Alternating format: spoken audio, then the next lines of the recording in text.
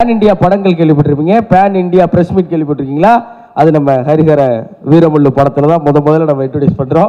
இப்போ நீங்க அசுரகணனன் பாட்டை வந்து இங்க பார்க்க நாங்கெல்லாம் விரும்புறோம். கடந்த வாரம் சமூக ஊடகத்தில் சொன்ன மாதிரி ஹைதராபாத்ல நடந்த நிகழ்வு வெளியான அந்த பாட்டு 40 மில்லியன் 4 கோடிக்கு அதிகமான பார்வையாளர்களை பார்க்க வச்சு பெரிய அளவில் எல்லாரும் விரும்புகிற ஒரு பாடலாக வந்திருக்கு. நம்ம இசை மேதை கீரவாணி சார் அவர்களுடைய இசையில் ஐரா உடுப்பி, கால பைரவா, சாய்ச்சரன், அப்புறம் லோகேஷ், ஹேமத் முகமது எல்லாரும் சேர்ந்து பாடியிருக்கிற இந்த பாட்டை தமிழை நம்ம பாடலாசிரியர் பா விஜய் அவர்கள் எழுதியிருக்கிறாங்க. அது படைக்கிற திரைப்படமாக வரணும் அப்படிங்கிறதுக்காக இந்த படத்துடைய பெரிய எதிர்பார்ப்பை, இந்த படத்துடைய பிரம்மாண்டத்தை கடந்து இந்த படத்தில் போட்டிருக்கிற பெரிய உழைப்பை கொண்டாடுகிற விதமாக அந்த நிகழ்வு இருக்குது அப்படிங்கிறதுல எனக்கு கூடுதல் மகிழ்ச்சி. Oh my goodness, only lyrical video మాత్రమే ఇలా చిన్న స్క్రీన్లో చూస్తేనే మాకు గూస్ బంప్స్ క్రియేట్ అవుతున్నాయి. సార్ కీరవాణి గారు, మీరు ఏమనుకోకపోతే ఒక మాట చెప్పచ్చా సార్? ఏం తాగొట్టారు సార్ ఈ బ్యాక్గ్రౌండ్ స్కోరు? మామూలుగా లేదు సార్, అసలు సార్ మామూలుగా లేదు సార్. అసలు గూస్ బంప్స్ వస్తున్నాయి, కింద నుంచి వైబ్రేషన్స్ వస్తున్నాయి సార్. సార్ చెప్పండి సార్. కాఫీ తాగా సార్? సార్ కాఫీ నాకు కూడా చాలా ఫేవరెట్ సార్, మామూలుగా లేదు. ఆస్కార్ గ్రహీత, మా favourite, pride of Indian cinema మా కీరవాణి గారి కంపోజిషన్లో రాబోతుంది అంటే అలా కళ్ళు మూసుకొని వెళ్ళిపోవచ్చు, అంత అద్భుతంగా ఉంటాయి ఆయన పాటలు, ఆయన కంపోజిషన్. సో ఇప్పటికే రిలీజ్ అయిన 3 పాటలు సెన్సేషన్ క్రియేట్ చేశాయి. అండ్ ఇప్పుడు రిలీజ్ అవ్వబోతున్న పాట కోసం మేమందరం కూడా వెయిట్ చేస్తూ ఉన్నాము.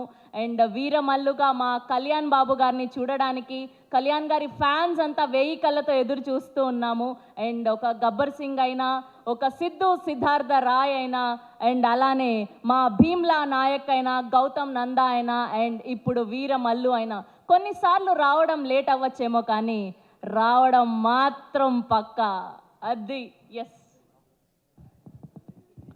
அடுத்த பாடல் கேட்கணும் குருவே. ஹரிஹர வீரமல்லு படத்துடைய முதல் பாட்டா வெளியான இந்த கேட்கணும் குருவுடைய இன்னொரு சிறப்பு என்னன்னா, இதை பவன் கல்யாண் சார் அவர்களே பாடி இருக்கிறாங்க.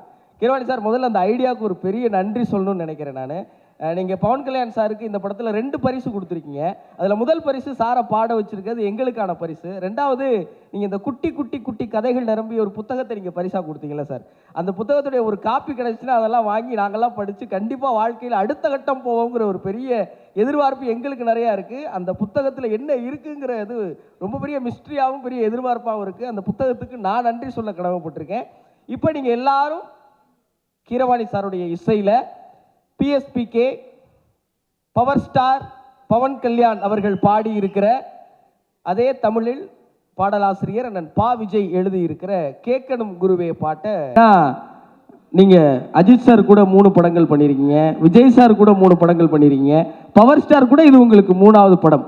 இந்த ஹேட்ரிக் வெற்றிக்கான சீக்ரெட் என்ன அப்படிங்கிறத நான் அப்புறம் கேட்டுக்கிறேன். இந்த படம் பற்றின அனுபவம் பற்றி நீங்கள் எங்களுக்கு சொல்லணும் சார்.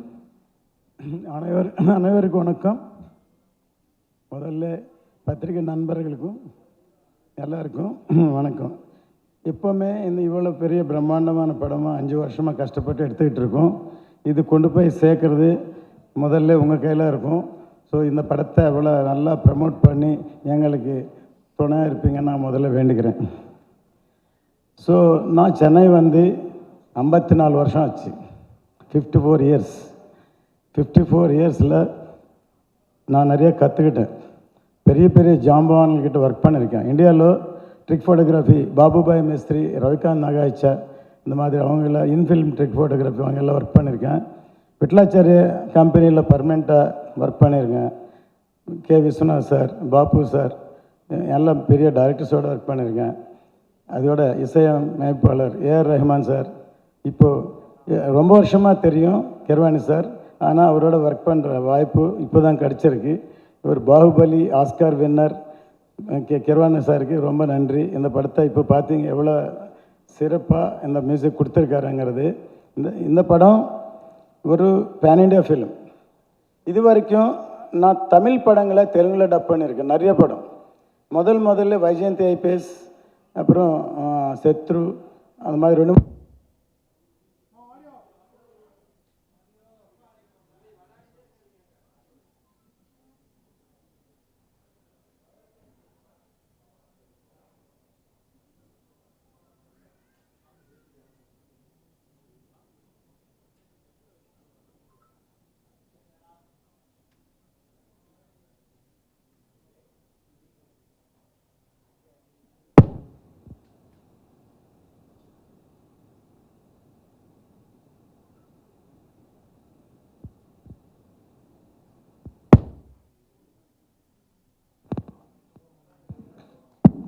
வணக்கம் வணக்கம். 2 கொரோனா பார்த்துட்டோம், அதனால இது ஒன்றும் அவ்வளோ பெரிய தடையாக இருக்காதுன்னு நினைக்கிறேன். சார் நீங்கள் தொடரலாம் சார். நிறைய ஜாம்பவான்கள்கிட்ட ஒர்க் பண்ணியிருக்கேன். அந்த அனுபவத்து ஆனால் நான் படிப்படியாக முன்னுக்கு வந்து அப்புறம் ப்ரொடியூஸ் பண்ணி டைரக்ட் பண்ணியிருக்கேன். நிறைய தெலுங்கில் பாடல்கள் எழுதியிருக்கேன். நிறைய கற்றுக்கிட்டேன். இந்த சினிமா சாதாரணம் இல்லை, இது நமக்கு வாழ்க்கையை கற்றுக் கொடுக்கும்.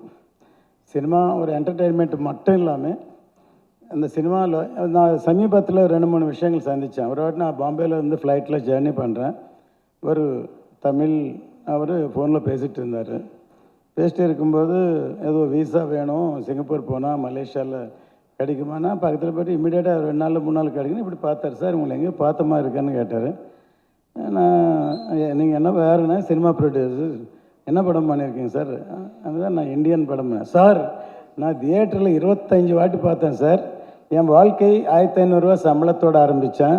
இன்றைக்கி 5 லட்சம் சம்பாதிக்கிறேன். அந்த படத்தால் நான் 1 நைபைசா இது வரைக்கும் லஞ்சம் வாங்கலை சார் அப்படின்னு சொல்லி அந்த படத்தை எவ்வளோ இன்ஸ்பிரேஷன் கொடுக்குதான்ட்டு. வைஜெயந்தி ஐபிஎஸ் ரிலீஸ் ஆகும்போது தமிழ்நாட்டில் அப்போது லேடிஸ் வந்து டிபார்ட்மெண்ட்டில் இல்லை, 300 லேடி கான்ஸ்டபிள் போஸ்ட்டுக்கு 5000 பொண்ணுங்க வந்து இன்டர்வியூக்கு வந்தாங்க.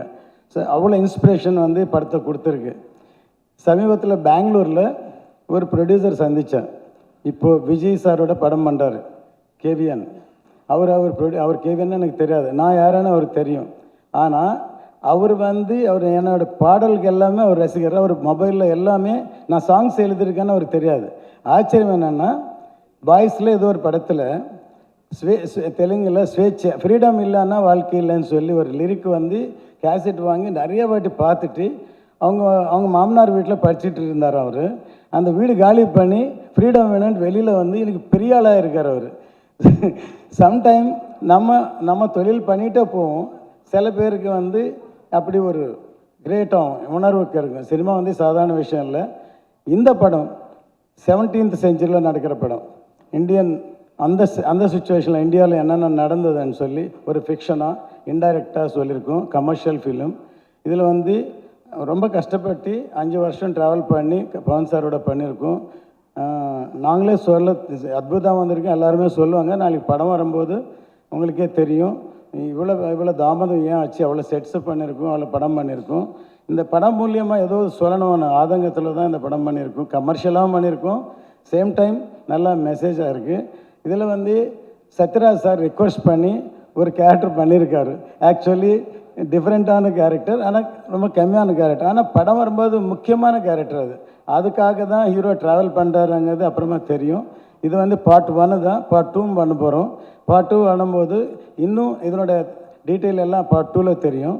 இதை வந்து எல்லோரும் கண்டிப்பாக இந்த படம் இது முக்கியமாக சொல்லணுன்னா என் சன் ஜோதி கிருஷ்ணா, அவன் வந்து என் ஒய்ஃப் வந்து பசங்க வந்து சினிமாவில் உட்காரதுக்கு அவங்களுக்கு இஷ்டமே இல்லை. ஆக்சுவலி எல்லாருமே அப்படி தான் நினைப்பாங்க.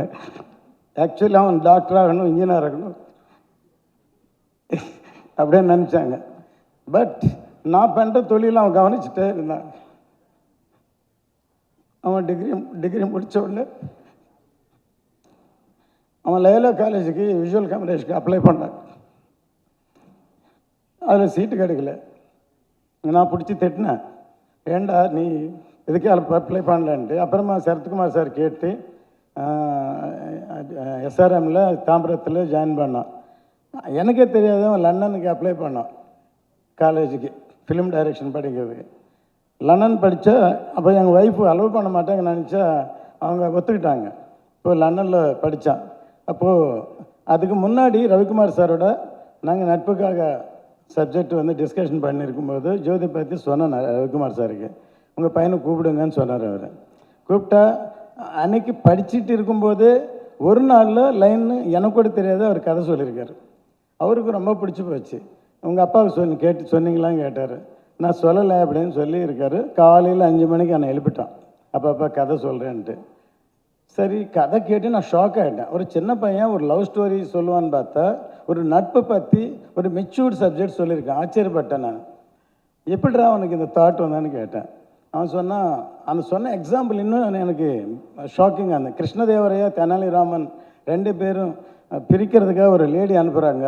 அப்படின்னு சொன்னேன். ஷாக் ஆகிட்டேன் நான். அதுக்கப்புறம் சரி அந்த ஃப்ளாஷ்பேக் எப்படி க்ரியேட் பண்ணேன் அப்படின்னு கேட்டேன். அது சங்கர் சார் இன்ஸ்பிரேஷனில் கதையை முதல்ல சொல்லாமல் அதை இது பண்ணி இப்படின்னு சொன்னால் எனக்கு பிடிச்சிருக்கு. ரவிக்குமார் சாருக்கு சொன்னேன், சரி பண்ணிடலாம் சார்ன்னு சொல்லி. அதுக்கப்புறம் முதல்ல இப்போது ஒரு கேரக்டர் சிவாஜி சாரை முதல்ல ஃபிக்ஸ் பண்ணோம் விஜயகுமார் பண்ண ரோலுக்கு.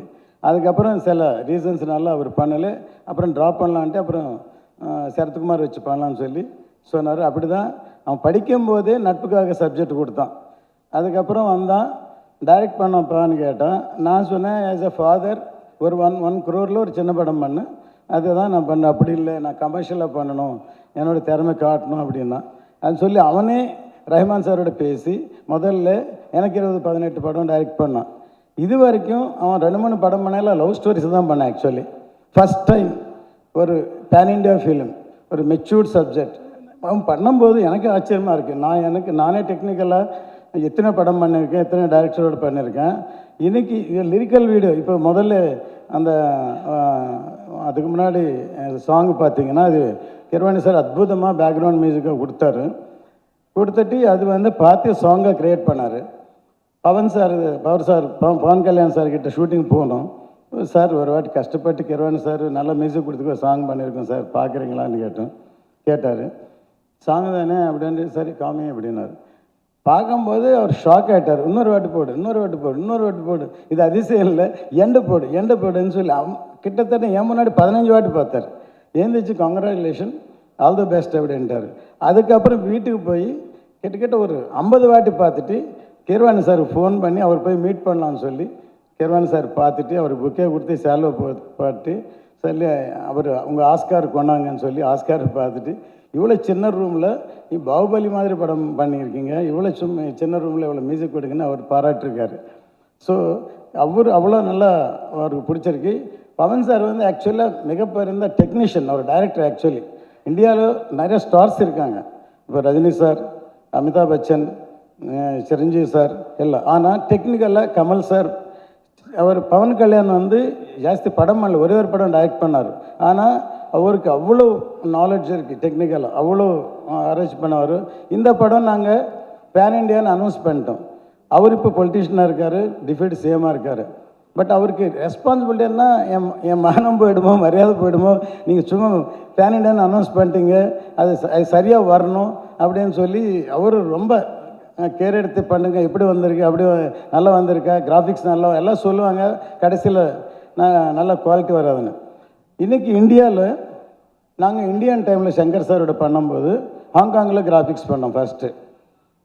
அது அப்போ பண்ணும்போது அதுக்கப்புறம் சில பேர் வந்து காதலர் தினம் சில படங்களில் நாங்களே எங்கள் 2வது பையன் ரவி, அவனும் மாயா படிச்சிருக்கான், எங்களை ஃபேமிலியை டோட்டலாக டெக்னிக்கலாக அவங்கள வச்சு அவங்க நிறைய பேர் நாங்கள் சின்ன ஒர்க்கு கொடுத்து சங்கர் சாருக்கு பாய்ஸ் டைமில் நான் இன்ட்ரடியூஸ் பண்ணேன்.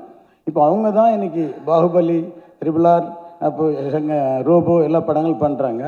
ஸோ இந்த படம் பண்ண முடிஞ்சதுன்னா இல்லை எக்ஸ்பீரியன்ஸோட வச்சு தான். ஆனால் இப்போது இன்னும் டைம் இருந்தால் நல்லாயிருக்கும். இப்போ முடிஞ்சு போன ப்ரீ ரிலீஸுக்கு ப்ரமோஷனுக்கு அப்படியே நினச்சி வருத்தப்பட்டிருக்கேன் ஆக்சுவலி. ஆனால் இந்த ஷார்ட் டைமில், அதாவது ஃபினிஷ் ஆன பிறகு இந்த ஷார்ட் டைமில் எந்த லெவலுக்கு கொண்டு போகணுன்ட்டு தூங்காமல் ராவும் பகலாக ஒர்க் பண்ணுறான் ஜோதி. கண்டிப்பாக அவனுக்கு பெரிய பேர் வரும் இந்த படத்தோட.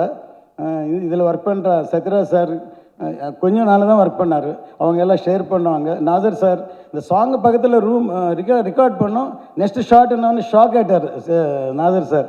இப்படி கூட பண்ணலாமா அப்படின்னு கேட்டார். அன்றைக்கி நான் செட்டில் இருந்தேன்.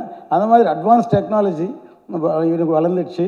இன்றைக்கி ஒரு லாங்குவேஜில் பேசினாலும் எல்லா லாங்குவேஜுக்கும் ஏஐயில் பண்ணலாம், ஒரு லாங்குவேஜில் பாடினாலும் எல்லா லாங்குவேஜும் கொண்டு போகலாம். இந்த ஃபியூச்சர் டெக்னாலஜி வேறு லெவலுக்கு போகுது. அதுக்காக தான் நான் ஒரு ஃபிலிம் ஸ்டூடியோ இல்லைன்னா ஃபிலிம் இன்ஸ்டியூட் வைக்கலாம்னு இருக்கேன் திருப்பதி கிட்ட. அதாவது சினிமா வேறு லெவலுக்கு போகுது. அதனால் அதனுடைய ஒரு பக்கம் தான் இந்த படம் பெருசாக இருக்கும். கண்டிப்பாக நீங்கள் எல்லோரும் பார்த்து ரசிப்பீங்க. எல்லோரும் உங்களுடைய சப்போர்ட், முக்கியமாக இவ்வளோ கஷ்டப்பட்டதுக்கு நான் வேண்டுகிறேன். உங்களுடைய எல்லோரும் சப்போர்ட் இது கொண்டு போய் சேர்க்கறது. ஏன்னா தெலுங்கு படமாக இருந்தாலும் இப்போ சாங்ஸ் எல்லாம் கேட்டிங்க, உங்களுக்கு எல்லாம் பிடிச்சிருக்கா? ஒரு தமிழ் படம் மாதிரி அந்த ஃபீலிங் கொண்டு வரணும்னு சொல்லி தான் நாங்கள் இங்கே ஒரு ஜஸ்ட் முதல்ல வந்து ப்ரெஸ்ஸு தான் மீட் பண்ணோம். நீங்கள் தான் கூட ப்ரெஸ் மீட் வச்சுருக்கோம். வந்த உடனே ஒரு நண்பர் கேட்டார், ஏன் சார் ப்ரெஸ் மீட் தானே, கல்யாண் சார் வரல, இதுக்கே இவ்வளோ செலவு பண்ணேன்னு கேட்டார். சரி, நான் சிரித்தேன். சரி, நமக்கு வந்து ஜென்ரலாக வந்து எந்த படம் பண்ணும்போது எங்குள்ள டெக்னீஷியனா இல்லை ப்ரொடியூசரா, இது வார் நடக்கும் எனக்கு. ஆனால் டெக்னீஷியன் தான் டாமினேட் பண்ணிவிடும் எப்போவுமே. பார்த்துக்கலாம், இன்னும் கொஞ்சம் பண்ணலாம், இன்னும் பெட்டர்மெண்ட் பண்ணலாம் அப்படின்னு சொல்லி பண்ணுவேன். அதனால தான் 90% all my films are super hit, all films. இப்போ விஜய் சாரோட 3 படம் பண்ணேன், Kushi, Ghilli, Sivakasi. After 25 years Ghilli release பண்ணால் ஸ்டேட் ஃபிலிம் மாதிரி ஓடி இருக்கேன். அதே மாதிரி அஜித் சாரோட 3 படம் பண்ணேன், வேதாளம், ஆரம்பம் இருந்தால், கமல் சார் இந்தியன், மாதவனோட ரன், விக்ரமோட தூள், எல்லா படமே. ஒரு உதயம் தியேட்டர் ஓனர் ஒரு வாட்டி சொன்னார், படங்களே ஓடலை, தியேட்டர் மூடணுமா அப்படின்னு நினச்சோம். இந்த வருஷம் 2 படம் என் படம் ரிலீஸ் பண்ணால் தூள், ரன்னு 2மே சூப்பர் ஹிட் ஆச்சு. ஏன்னா நம்ம முதல்ல டிசைட் பண்ணுறோம், இது மக்களுக்கு எது பிடிக்கும், எந்த பாயிண்டில் பண்ணணும், எது வேணால் ரசிப்பாங்க. டிசைட் பண்ண பிறகு தான் நம்ம இன்வெஸ்ட் பண்ணுறோம். அதனால் என்னுடைய அனுபவம், என்னோடய பேஸ்மெண்ட், இந்த மண்ணில் நான் கற்றுக்கிட்டது, இது சினிமாவுக்காக நான் வாழ்ட்டேன். கண்டிப்பாக இன்னைக்கு எமோஷன் ஆகிட்டு. ஸோ நீங்கள் எல்லாம் சப்போர்ட் பண்ணோம். தேங்க்யூ. ஜோதி சார் இந்த படத்தை இயக்கணுங்கிறது யாரோட முடிவு சார்? இது விதி. ஆக்சுவலி நாங்கள் நினைக்கவே இல்லை. வேதாளம் படத்தை நான் பவன் சாரோட தெலுங்கில் பண்ணலான்னு நினச்சேன். அப்போது ஒரு டைரக்டர் ஃபிக்ஸ் பண்ணேன் தெலுங்கில். அவர் திடீர்னு வேறு படம் வந்துன்னு கிளம்பிட்டார். அப்போது பவன் சார் கூப்பிட்டா என்ன பதில் சொல்லணும்னு நினச்சேன். போட்டால் சரி, உங்கள் பையனை கூப்பிடுங்க, நீங்கள் டைரக்டர் நானும் டைரக்டர் பண்ணிவிடுவோம் அப்படின்னாரு. அப்போ ஜோதி வந்து ஆக்சிஜன் ஒரு படம் பண்ணிகிட்டு இருக்கேன், நடுவில் இருக்கேன். நான் தயங்கிட்டு நேசன் ஜில்லா படம் பண்ணார், அவர் பேர் சொன்னேன். ஓகேனாரு. நான் ஆஃபீஸ்க்கு வந்தேன். வந்த உடனே ஃபோன் வந்தது, டைரக்டர் நாளைக்கு காலையில் கூப்பிட்டு வாங்கன்னு சொல்லி. எனக்கு ஜோதி கூப்பிட்டு போகிறதா நேசன் கூப்பிட்டு போகிறதா எனக்கு தெரியல. பவன் சார் பக்கத்தில் ஒரு ஃப்ரெண்டு ஒருத்தர் ப்ரொடியூசர் இருக்கார். அவர் ஃபோன் பண்ணி, சார் நீங்கள் கூட பக்கத்தில் இருந்தீங்க, என்னை கூப்பிட்டு வர சொன்னால் யார் கூப்பிட்டு வரணும்னு சொன்னால், அவர் ஜோதி கூப்பிட்டு வர சொன்னால் அப்போயே முடிஞ்சிருக்கும். சார் நான் பவன் சார் கேட்குறேன் அப்படின்ட்டு அவர் பவருக்கு திருப்பி கேட்டு அவர் என்ன பதில் சொன்னார்னா, நான் யாரோட பண்ணால் நல்லா இருக்குமோ, என்னை விட ரத்ன சாருக்கு நல்லா தெரியும், அவர் யார் நினச்சா அவர் கூப்பிட்டு வர சொல்லுங்கள் அப்படின்னாரு பவன் சார். சரி, அந்த படம் பாதியில் இருக்கு. என்னுடைய கேரக்டர் எப்படின்னா, ஒரு படம் ஆரம்பித்தா அது நடுவில் நிற்கக்கூடாது. அது நின்னா திருப்பி ஃப்யூச்சரில் நம்ம படம் பண்ண முடியாது, தொடர்ந்து படம். அதனால நான் கூப்பிடல. ஒரு விதத்தில் அன்றைக்கி நான் துரோகம் பண்ணேன். பெரிய பவன் கல்யாண் சார் படம் கடித்தாலும் நான் வந்து ப்ரொடியூசராக அவர் கூப்பிடல. அதுக்கப்புறம் நேசன் வந்தார், அது சரியாக அமையல. அதுக்கப்புறம் எலெக்ஷன் வந்தது. இப்போது இந்த படம் முதல்ல டைரக்டர் கிரிஷ் ஒரு லைன் சொன்னார் எனக்கு. அவர் தான் இதை ஆரம்பித்தார். அதாவது 3 கரோனா தாண்டிடுச்சு, அவர் ரொம்ப லேட் ஆகிடுச்சு. அதனால அவரும் வேறு கமிட்மெண்ட்டோட கிறிஸ்து போயிட்டார்.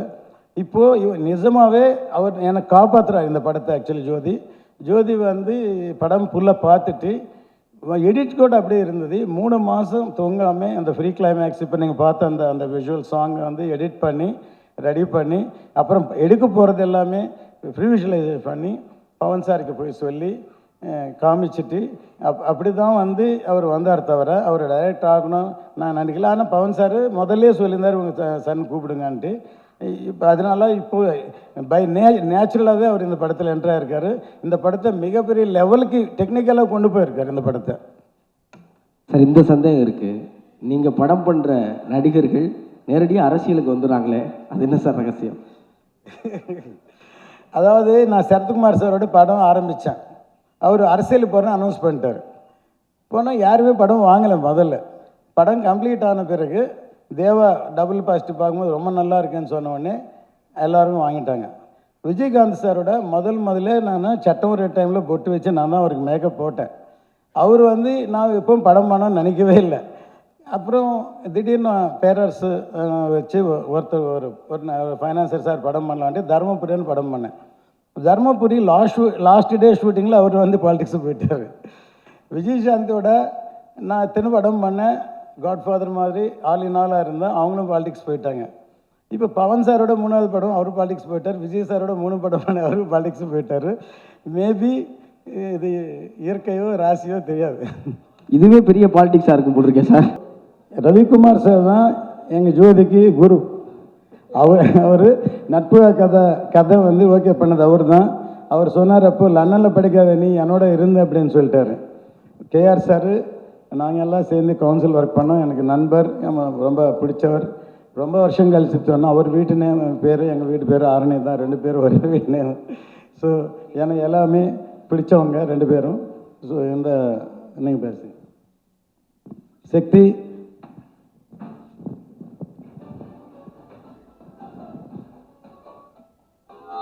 சக்தி வந்து முதல்ல எங்கள் ஆஃபீஸில் ஒர்க் பண்ணார். ஒர்க் பண்ணி அப்போ ஞானவேலு கூட இருந்தார். இப்போ வெளியே போயிட்டு இன்றைக்கி தமிழ் படங்களை நிறைய டிஸ்ட்ரிபியூட் பண்ணி நிறைய படங்களை விநியோகம் பண்ணுறாரு. அவருக்கு இந்த வந்ததுக்கு அவர் தேங்க்ஸ். அனைவருக்கும் வணக்கம். ஹேமரத்னம் சார் வந்து ரொம்ப எமோஷனல் ஆகிட்டார். கவலைப்படாதீங்க, இனிமேல் எல்லாமே சக்ஸஸ் ஆகும். ஏன்னா இது வந்து வெயிட் பண்ணியிருக்கு பாருங்கள் 5 வருஷம். அவர் வந்து டெபுட்டி சிஎம் ஆகிட்டு அதுக்கப்புறம் தான் ரிலீஸ் ஆகணும்னு எழுதியிருக்கு. எல்லாமே விதின்னீங்கள, அதுதான். அப்புறம் நீங்கள் வந்து விஜயோட 3 படம், அஜித்தோட 3 படம் சொன்னீங்க. நான் கூட ஒரே வருஷத்தில் 3 படம் பண்ணி கொடுத்தேன். ஆமாம், சொல்லவே முதல்ல நட்புக்காக தமிழில் பண்ணோம், தெலுங்கில் இமீடியட்டாக சார் ஒர்க் பண்ணார். ஸ்நேகம் கோசம் படையப்பால் ஜோதி நாங்களும் டிஸ்கஷனில் இருந்தோம். தெலுங்கு படையப்பா தெலுங்கு நாங்கள் பண்ணோம். கண்டினியூஸாக ஒரே ரோவில் ஒரே வருஷத்தில் 3 படம். அதாவது அந்த காலங்கள்லாம் மறக்க முடியாது. ஆக்சுவலாக நட்புக்காக பண்ணுறதுக்கு நாங்கள் வேறு சப்ஜெக்ட் தான் டிஸ்கஷன் பண்ணிகிட்டு இருந்தோம். அப்போ ஒரு நாள் ஜோதி வந்து சொல்லும்போது ஒரு லைன் சொன்னாப்புல, இது வந்து என்ன ஒரு மாதிரி டிஃப்ரெண்ட்டாக இருக்குது, என்னோட டைப் ஆஃப் ஃபிலிமாக இருக்குது, நான் இந்த மாதிரி எமோஷ்னல் ட்ராமா ஃபேமிலி சப்ஜெக்ட் தான் பண்ணுவேன், அது மாதிரி இருக்குதுன்னு சொல்லி அப்பாட்ட சொல்லி அதுக்கப்புறமா அவர் அந்த படத்தில் ஃபஸ்ட்டு படத்துலேயே கதை ஜோதி கிருஷ்ணான்னு போடுற அளவுக்கு பெருசாக வளர்ந்தார். அதோடு நான் விடலை. அதுக்கப்புறம் படையப்பா அந்த என்னுடைய எல்லா கிட்டத்தட்ட ஒரு 4-5 படங்கள் டிஸ்கஷனுக்கு கூடவே வருவார். படையப்பாலையும் அவருடைய பங்கு இருக்குது. அந்த அப்போ பண்ணிகிட்டு இருக்கும்போது அது நரசிம்மாவா தெலுங்கில் போச்சு அப்பாவுக்கு. ஸோ அந்த காலங்கள் வேறு. இப்போ வந்து காலங்கள் மாறி இருக்கும்போது அந்த விஷுவல் எஃபெக்ட்ஸு அதை வச்சு இவ்வளோ பெரிய பிரம்மாண்டமான ஒரு படம் பண்ண ஜோதி கிருஷ்ணாவுக்கு என்னுடைய மனப்பூர்வமான வாழ்த்துக்கள். இதுக்கப்புறம் நீ மிகப்பெரிய வெற்றி படங்கள் தான் பண்ணுவேன். அடிக்கடி சொல்லிகிட்டே இருப்பேன், அவனுக்கு சீக்கிரம் கல்யாணம் பண்ணுங்க, லைன் மாறுன்ட்டு. அப்புறம் கல்யாணம் ஆச்சு, இப்போ குழந்தை பிறந்துருச்சு, இந்த படமும் ரிலீஸ் ஆக போகுது. இது எல்லாமே சேஞ்ச் தான். ஸோ நீங்கள் எதுவும் ஃபீல் பண்ணாதீங்க, ஜோதி இனிமேல் பிரகாசமாக இருக்கும். All the very best sir. Thank you sir. அனைவருக்கும் வணக்கம். ஏஎம் ரத்னம் சார், இந்த பேருக்கு ஒரு வைப்ரேஷன் உண்டு.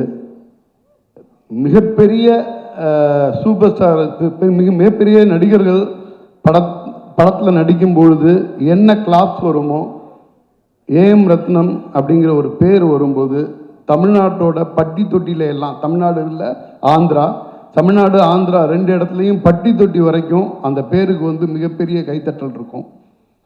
ஏதோ 1-2 சம்பவம் பண்ணிட்டு வந்த தயாரிப்பாளர் கிடையாது, பண்ணது அத்தனையுமே சம்பவம் தான். ஒரு 30 வருஷத்துக்கு முன்னாடி இந்தியன், நம்மளால் யோசிச்சு கூட பார்க்க முடியல, இந்தியன் படத்தோட தயாரிப்பாளர் வெறுமனே பல கோடி ரூபா பணத்தை எடுத்துகிட்டு வந்து படம் பண்ணவர் கிடையாது. உழைச்சி சார் சொல்லியிருக்காங்க நிறையா, உழைச்சி மேலே வந்து ஒரு இந்தியன் மாதிரி ஒரு படம் பண்ணணும்னா அதுக்கு வந்து எவ்வளோ பெரிய தைரியம் வேணும், அதை தாண்டி சினிமா மேலே எவ்வளோ பெரிய காதல் இருக்கணும் அப்படிங்கிறது வந்து ரொம்ப முக்கியமானது.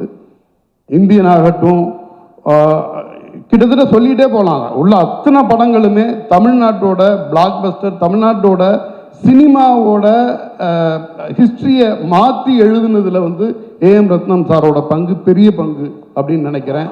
தமிழ் படங்களை வந்து எடுத்துக்கொண்டு போய் தெலுங்கில் ரீரிலீஸ் பண்ணதாக இருக்கட்டும், தெலுங்கில் உள்ள படங்களை தமிழ் வந்ததாக இருக்கட்டும், சார் போய் ஹிந்தியில் படம் பண்ணதாக இருக்கட்டும், எல்லாமே வரலாறு. ஒரு சின்ன விஷயம், நம்ம தமிழ் இண்டஸ்ட்ரிக்குள்ளே தமிழ்நாட்டில் உள்ள எல்லா தேட்டர்லையும் ஒரு 15-20 வருஷத்துக்கு முன்னாடி டிடிஎஸ்னு பார்த்துருப்போம். ஒன்றுமே கிடையாது. வேற ஒரு டெக்னாலஜி வர வேண்டிய நேரத்தில் ரத்னம் சாருக்கு டிடிஎஸோட சவுண்ட் பிடிச்சிருந்துருக்கு, அவ்வளோதான். தமிழ்நாட்டோட எல்லா தேட்டருங்களும் டிடிஎஸ் வந்து இன்ஸ்டால் பண்ண வேண்டியதாகிடுச்சு. என்ன காரணம்னா சாரோட பெரும்பகுதியான படங்கள் டிடிஎஸ்ல வெளியாக ஆட்டோமேட்டிக்காக தேட்டர் எல்லாமே வந்து டிடிஎஸ் முறைக்கு மாறி இருக்காங்கன்னா அப்போ சினிமாவில் ரத்னம் சாருக்கு இருந்த ஹோல்டு என்னவா இருக்கும் அப்படிங்கிறது நம்ம எல்லாருக்குமே தெரியும். மூத்த பத்திரிகையாளர்கள் அத்தனை பேருக்கும் தெரியும். கண்டிப்பாக புதுசாக வந்தவங்களுக்காக தான் இதை நான் சொல்லிக்கிட்டு இருக்கேன். எனக்கெல்லாம் ஒரு மிகப்பெரிய வாய்ப்பு, சினிமாவை பற்றி கொஞ்சமாச்சும் தெரிஞ்சுக்க முடிஞ்சிச்சுன்னா ரத்னம் சாருங்கிற ஒரு யூனிவர்சிட்டியில் நான் எனக்கெல்லாம் பக்கத்தில் இருந்து பார்க்குறதுக்கான வாய்ப்பு கிடைச்சிச்சு. என்னோட குருநாதர் எம் செண்பகமூர்த்தி சார் அங்கே ஒர்க் பண்ணிகிட்டு இருக்கும்போது நான் அங்கே வந்து டிஸ்ட்ரிபியூஷன் மேனேஜராக ஒர்க் பண்ணியிருக்கேன். மிகப்பெரிய அனுபவத்தை அங்கேருந்து கிடைக்க முடிஞ்சிச்சு. மிகப்பெரிய பிரமிப்போடையே சாரோட ஒவ்வொரு நடவடிக்கையும் பக்கத்தில் இருந்து பார்க்க முடிஞ்சிச்சு. என்ன சொல்கிறது, என்ன ஒரு 7th ரெயின்போ காலனியோட ஸ்கிரிப்ட் எடுத்து அப்படியே படிக்க சொல்லுவாங்க. நான் எந்த வேகத்தில் தமிழில் அதை படிக்கிறேனோ அதே வேகத்தில் அதை வந்து தெலுங்கில் ட்ரான்ஸ்ஃபர் பண்ணிக்கிட்டு இருப்பாங்க சாரு. நான் படிக்கும்போதே வந்து இடையில வந்து ஒரு மாதிரியான எமோஷனுக்கு சிரிப்பு வந்துடும், இது வந்துடும், அதையெல்லாம் கவனிச்சுக்கிட்டே எழுதிக்கிட்டு இருப்பாங்க. படத்தோட எமோஷன் என்னவோ அதே எமோஷனில் படிடா அப்படின்னு சொல்லிட்டு அதை அப்படியே தெலுங்கில் எழுதிட்டு இருப்பாங்க. ஒரு மிகப்பெரிய பிரமிக்கத்தக்க ஆளுமை சார். வந்து என்னென்னா வெறும் தயாரிப்பாளராக ஒரு ப்ராஜெக்டை அசம்பிள் பண்ணுற ஆள் கிடையாது. அதை தாண்டி அந்த ப்ராஜெக்டோட இன்வால்மெண்ட்டாக ஒரு சக கலைஞனாக உள்ளே உட்காந்து ஒர்க் பண்ணக்கூடிய ஒருத்தர். ஒருவேளை மிகப்பெரிய இயக்குநர்களுக்கு மிகப்பெரிய நடிகர்களுக்கான அங்கீகாரம் மாதிரி தயாரிப்பாளர்களுக்கான அங்கீகாரம் அப்படின்னு ஒன்று நம்ம இண்டஸ்ட்ரிக்குள்ளே இருந்திருந்தா ரத்னம் சாரோட பேர் இன்னும் 50 வருஷத்துக்கு டாப் ஃபஸ்ட்டில் இருக்கக்கூடிய ஒரு தயாரிப்பாளராக சார் இருந்திருப்பாங்க. இந்த ஸ்டேஜில் எனக்கு பேச வாய்ப்பளித்த ரத்னம் சாருக்கும் ஜோதி கிருஷ்ணா சார் அவரோட ஒர்க்கு நானும் பக்கத்தில் இருந்து பார்த்துருக்கேன். மிகப்பெரிய பர்ஃபெக்ஷனிஸ்ட். நிச்சயமாக மிகப்பெரிய வெற்றி படமாக இருக்கும். ரொம்ப நன்றி. சொல்ல மறந்துட்டேன், இந்த படத்தின் இன்னைக்கு விழாநாயகன் கீரவாணி சார். கீரவாணி சார் வந்து பாகுபலி பண்ணியிருக்கலாம், தெலுங்கில் பெரிய ஆளாக இருக்கலாம். பட் எங்களுக்கு மரகதமணியாக அந்த காலத்துலேருந்தே தெரியும். நானும் அவரோட 2 படம் ஒர்க் பண்ணியிருக்கேன். மிக அருமையான ஒரு மியூசிக் டைரக்டர், நண்பர். இன்றைக்கும் வந்து மறக்க முடியாது அந்த நாட்களை, அந்த பாடல்களை. கொண்டாட்டம் படமும் அப்புறம் தெலுங்கில் ஒரு படமும், நான் பாவன் நச்சார்னு ஒரு படமும் பண்ணேன் நான் அவரோட. அவருக்கு என்னுடைய வாழ்த்துக்கள். நிதி அகர்வால் என்னுடைய வாழ்த்துக்கள். தேங்க்யூ.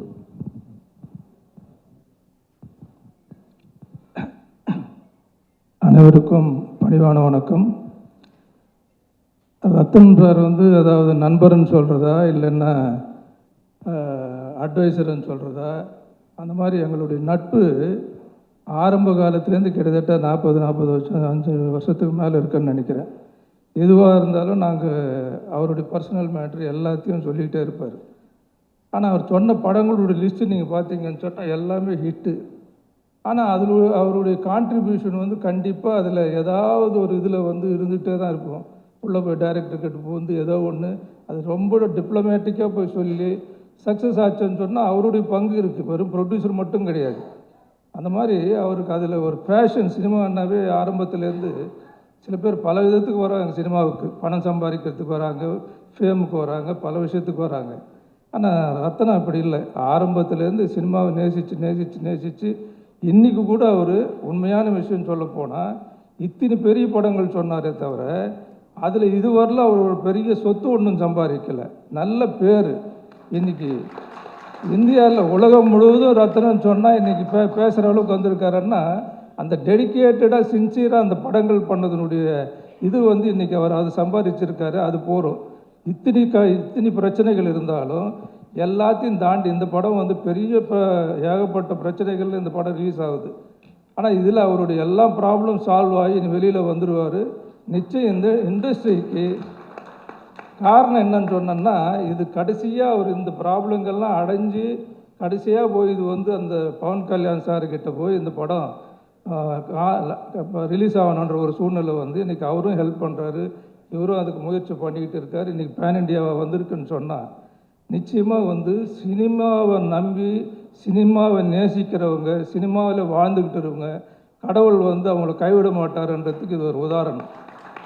நிச்சயம் இந்த படம் ஜெயிச்சாச்சு இந்த படம். ஏன்னா காரணங்கள் வந்து பல காரணங்கள் இருக்குது. அவருடைய எல்லா பிரச்சனையுமே இந்த படத்தில் சால்வ் ஆகி இனிமேல் புது ரத்னமாக நம்ம பார்க்கலாம்.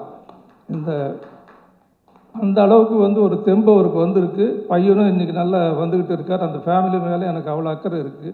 அந்த அளவுக்கு நிச்சயமாக இது ஒரு பெரிய ப்ராஜெக்டாக வரும். அதே நேரத்தில் இந்த பாட்டுங்களை பார்க்கும்போது அருமையான மியூசிக். அவரை பற்றி நம்ம சொல்ல வேண்டாம், ஆஸ்கார் அவார்டு வின்னரு. அந்த மியூசிக்கல் சென்ஸில், அதாவது மற்ற லாங்குவேஜில் டப் பண்ணால் கூட டப் பண்ண மாதிரி தெரியல. அந்த லிரிக்ஸ் அழகாக எழுதியிருந்தால் கூட ஒரிஜினல் தமிழ் பாட்டு பார்த்தா மாதிரி இருந்தது. நிச்சயமாக எல்லா சாங்கும் வேறு ஹிட்டு சார். இந்த படத்துக்கு நீங்கள் வந்து ஒரு பெரிய ப்ளஸ் பாயிண்ட்டு சார். உங்களுக்கு credit goes to you also. ஏன்னா அவருக்கு உண்மையிலே கைத்தட்டி ஆகணும் எல்லோரும். வந்து கீரவாணி சார் வந்து அவர் மரகதமணியாக இருந்தாலும் சரி, கீரவாணியாக இருந்தாலும் ரெண்டும் சேர்த்து நிச்சயமாக இந்த படம் வந்து ஒரு பெரிய சக்ஸஸ் ஆகும். ஒன்றும் முக்கியமாக சொல்லணும்னா, இந்த அற்புதமான மனிதர் இந்த பவன் கல்யாண் வந்து இன்றைக்கி அரசியலுக்கு வந்து இருக்கார், சினிமாவில் இருக்கார். அவர் வந்து நம்ம சினிமா இண்டஸ்ட்ரியில் இருக்கிற நடிகர்களும் சரி, இல்லை புதுசாக அரசியலுக்கு வரணும்னு நினைக்கிறவங்களும் சரி, அவர் ஒரு ரோல் மாடலை எடுத்துக்கணும். ரோல் மாடல்னா எதுக்கு நான் சொல்ல வரேன்னு சொன்னால், இன்றைக்கி வந்து நின்னார், டெபுட்டி சிஎம் ஆகிட்டாருன்றது தான் தெரியும்.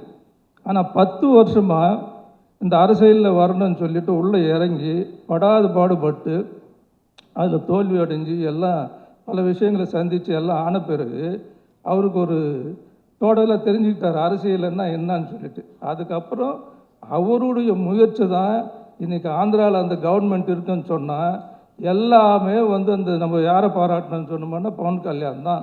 அவர் இல்லைன்னு சொன்னால் அந்த கவர்மெண்ட்டே கிடையாது. இன்றைக்கி ஒரு பிஜேபியிலேருந்து அவர் கொண்டு வந்து சந்திரபாபு நாயுடுன்னு சேர்த்து எல்லாரையும் ஒன்று பண்ணி, அதை விட என்னன்னா அவருடைய பொறுமை, பெருந்தன்மை, உழைப்பு, விடாமுயற்சி, இப்படி சொல்லிக்கிட்டே போகலாம். ஒன்று இந்த எலெக்ஷனில் நம்ம பார்க்கலாம். இது ஏன்னா எது சொல்கிறேன், இப்போ புதுசாக யாரோ வராங்க அரசியலுக்கு, வர்றது தப்பு இல்லை.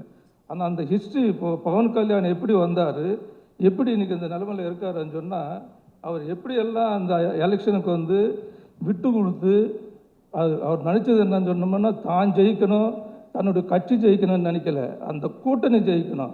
அதுதான் கொள்கை ரீதியாக வந்து ஜெயிக்கணும்னு நினச்சதுனால தான் இன்றைக்கி அந்த கவர்மெண்ட்டே வந்துருக்கு. அதனால் வந்து நம்ம வரக்கூடிய நடிகர்களும் சரி, யாராக இருந்தாலும் எங்கள் ஃப்யூச்சரில் அரசியலுக்கு வர்றவங்க வந்து பவன் கல்யாண் சார் ஒரு ரோல் மாடலை வச்சுக்கிட்டு வந்தாங்கன்னு சொன்னால் ஃப்யூச்சருக்கு இந்தியாவுக்கே நல்லதுன்னு நான் நினைக்கிறேன். அதுதான் நான் சொல்ல முடியும். அப்படிப்பட்ட ஒரு நடிகர் வந்து டெஃபினட்டாக இவருக்கு ஒரு வாழ்க்கை கொடுத்துருக்காரு. நான் அது வந்து இவர் காப்பாற்றுவார் என்ற நம்பிக்கை இருக்குது. ஆகவே எனக்கு இந்த வாய்ப்பு கொடுத்ததுக்காக ரத்னத்துக்கு நன்றி சொல்லி விடைபெறுகிறேன். வணக்கம். எல்லோருக்கும் என்னுடைய வணக்கம். கீரவாணி சாருடைய வரவுக்கு என்னுடைய பெருமையும் நன்றி. இந்த நாளுக்காக ஏஎம் ரத்னம் மட்டுமே இல்லை, இந்த படம் சம்பந்தப்பட்ட எல்லாருமே காத்துக்கிட்டு இருந்தோம். அதுதான் உண்மை. ஏன்னா இந்த படம் ஆரம்பித்து 5 வருஷம் ஆச்சு. நான் முதல் நாள் இந்த படத்தோட செட்டுக்கு போகிறேன். அப்போ நம்ம போடும்போது அதுதான் குறைந்தபட்சம் தென்னிந்தியாவிலேயே மிகப்பெரிய செட்டு. ஆனால் அந்த செட்டு மழை பெஞ்சுது, தொடர்ந்து கரோனா வந்துச்சு, படம் அப்படின்னு நினச்சி அந்த படத்தை பற்றி மறந்துட்டேன்னு கூட நான் உண்மையாக சொல்லணும். ஆனால் பொறுமையாக ரத்னம் சார் அது அப்படியே கையில் வச்சுக்கிட்டு, உயிரை கையில் வச்சுக்கிட்டு கொண்டு வந்து இந்த நேரத்தை வரைக்கும் அவன் முடிச்சிருக்காருன்னா, சார் அந்த பொறுமைக்காக உங்களுக்கு என்னுடைய வணக்கங்கள். ஏன்னா ஒரு சின்ன படம், ஒரு 4 கேரக்டர்னால் நீங்கள் வந்து எல்லோரும் இழுத்து பிடிச்சிடலாம். பெரிய படம், இவ்வளோ பெரிய கேரக்டரு திரும்பியும் செட்டு போடணும், அதுக்குள்ளே அவர் வந்து டெபுட்டி சிஎம் ஆயிட்டார். அந்த பொறுமை, அந்த தெளிவு, அந்த முதிர்ச்சி உங்ககிட்ட மட்டும்தான் இருக்குது. அதுக்காக இந்த படம் நிச்சயமாக மிகப்பெரிய வெற்றி அடையணும். அப்புறம் ரத்னம் சாருக்கு அடுத்தது நான் பாராட்ட வேண்டியது என்னுடைய கடமை ஜோதி. ஏன்னா வேற ஒரு டைரக்டரை வச்சு ஆரம்பித்தாங்க. 5 வருடங்களுக்கு பிறகு அவர் வேறு ஒரு நிலைக்கு போயிட்டார். இந்த படத்தை யாரை தொடர்ந்து கொண்டு போகுது அப்படின்ற ஒரு பெரிய யோசனை அப்படின்னு போகும்போது ரத்னம் சார் சொன்னார் விதின்னு. விதி கிடையாது, அவனுடைய அறிவு தான் கொண்டு வந்து இங்கே நிறுத்தது. இவ்வளோ பெரிய படத்தை அவனுடைய அறிவு தான் தீர்மானிச்சது. ஏன்னா ஜோதி இந்த படத்தை ஆரம்பித்த முதல் நாள் நான் போனேன், சிரிச்சுக்கிட்டே இருந்தேன். சார் எப்படி எப்படி உங்களுக்கு எந்த பொறுமை இருக்கோ அப்படியே அவனுடைய புன்சிரிப்பு. பார்த்தா செட்டில் ஒன்றுமே இல்லை, ஒன்றுமே இல்லை, ஆனால் படம் நடக்குது. நான் கேட்டேன், ஜோதி என்னடா இது, என்னப்பா இது? இல்லை சார்ன்னு, இந்த படம் எப்படி எடுக்க போகுதுன்றதை பற்றி டெக்னிக்கலாக ரொம்ப தெளிவாக என்கிட்ட சொன்னான். அப்போவும் எனக்கு பயம், சரி இவன் எல்லாம் கரெக்டாக சொல்கிறான், அது எடுக்கணுமே அப்படின்னு. ஆனால் நான் டப்பிங்க்கு போகும்போது ரொம்ப ஆச்சரியமாச்சு. ஒரு குழந்தை மாதிரி எனக்கு வந்து அந்த ஒரு ஆச்சரியம் தான் வந்துச்சு. எவ்வளோ மலைகளை கொண்டு வந்திருக்க, குதிரைகளை பல பிரதேசங்களை கொண்டு வந்திருக்க, உன்னுடைய அந்த அறிவுக்கு என்னுடைய நன்றி. அப்புறம் மனோஜ் பரமஹம்சாவை பற்றி சொல்லணும். அவன் கேமராமேனா இல்லை வந்து மெஜிஷியனான்னு எனக்கு தெரியல. ஏன்னா நம்மளாம் நடிக்க வரும்போது ஒரே ஒரு கேமரா தான் இருக்கும். நான் ஃபஸ்ட் டே அங்கே நம்ம அந்த விஜயவாடாவில் போகிறோம், இங்கே ஒரு கேமரா போகுது, அங்கே ஒரு ட்ரோன் ஒன்று போகுது, அப்புறம் இந்த ஸ்டார் வார்ஸ் படத்தில் வர்ற அந்த ரோபோ மாதிரி இங்கே ஒன்று ஓடுது. அவ்வளோ ஒரு டெக்னிக்கல் இதோடு அந்த படம் நடிச்சு. எப்படியும் ஒரு 6-7 கேமரா இருந்துச்சு. எந்த கேமராக்கு நடிக்கிறதுன்னு எங்களுக்கு தான் குழப்பம், உங்களுக்கு இல்லை. ஸோ ஆக இதை வந்து இதுக்கு பின்னால் பெரும் கதைகள் இருக்குது, பல தடைகள் தாண்டி வந்திருக்கு. அதெல்லாம் தாண்டி இது பொறுமையாக இதை முடிச்சிருக்கோம். ஆனால் அதே உத்வேகத்தோட சில படங்கள் வந்து ரொம்ப கேப் விட்டுச்சுன்னா அப்படி சலிச்சுக்கிட்டே போக வேண்டியதாக இருக்கும். ஆனால் கிடையவே கிடையாது. ரத்னம் சார் கூப்பிடும் போதெல்லாம் நான் பிஸின்றதுக்காக இல்லை, அவர் கூப்பிடும் போதெல்லாம் நான் வேற இடத்துல இருந்து வந்தேன். நான் கோவாலேருந்து வந்தேன். நான் 8 மணி நேரம் காரில் வந்து 8 மணி நேரம் திரும்பி 8 மணி நேரம் வந்தேன். ஏன்னா பவன் கல்யாண் அவர் வந்து பொது வாழ்க்கைக்கு போயிட்டாரு. அவர் ஒரு நாள் அவர் கொடுக்குறாருன்னா நாங்கள் எல்லாம் சுனிலெல்லாம் வந்து ஸ்பெயின்லேருந்து வந்து 2 ஷாட் நடிச்சுட்டு திரும்ப ஸ்பெயினுக்கு போனார். ஸோ அப்படியெல்லாம் கோஆப்ரேட் பண்ணி இந்த படத்தை நாங்கள் கொடுத்துருக்கோம். ஸோ இந்த பவன் கல்யாண் சார் வந்து அவர் ஒரு நாளைக்கு கொடுக்குறாருன்னா பாவம், அவர் 2 மணி நேரம் தான் வர முடியும். கரெக்டாக அவர் சொன்ன நேரத்துக்கு வந்து போயிடுவார். அதுக்குள்ளே ஜோதி வந்து 4 சீனை முடிக்கணும், பிரச்சனையே இல்லை, ஒன்றும் இல்லை சார், நீங்கள் தனியாக எடுத்துக்கலாம், அவரை தனியாக எடுத்துக்கலாம். அவ்வளவு தெளிவான ஒரு கையாளுமை. ஸோ ஆக இந்த நிதி ஷி ஆல்சோ கோஆப்ரேட்டட், ரொம்ப நல்லா கோஆப்ரேட் பண்ணாங்க. ஆக இந்த நல்மனதோடு ஒரு வெறுப்புணர்ச்சி இல்லாமல், ஒரு சலிப்பு இல்லாமல் ரத்னம் சாருக்காக எல்லாரும் ஒன்று கூடி இந்த ஒரு மாபெரும் யாகத்தை நடத்தி முடிச்சிருக்கோம். நிச்சயமாக உங்களுக்கு எல்லாருக்கும் இது பிடிக்கும், நிச்சயமாக எல்லாரையும் போய் சென்றடையும். ரத்னம் சார், நீங்கள் பார்ட் 2 அதை விட ஒரு பெரிய படம் நீங்கள் பண்ணணும். எங்களுடைய நடிகர்கள் சார்பாக, தொழில்நுட்ப கலைஞர்கள் சார்பாக உங்களுக்கு என்னுடைய வாழ்த்துக்கள். நன்றி சார். எனக்கு ஒரே ஒரு கேள்வி தான் சார். இந்த படத்தில் நீங்கள் பவன் சார் கூட தொடர்ந்து வர்றீங்க, ஆனால் பவன் சாரே சத்யராஜ் சாருக்காக தான் வந்திருக்காரு அப்படின்னு ப்ரொடியூசர் சொன்னாங்க.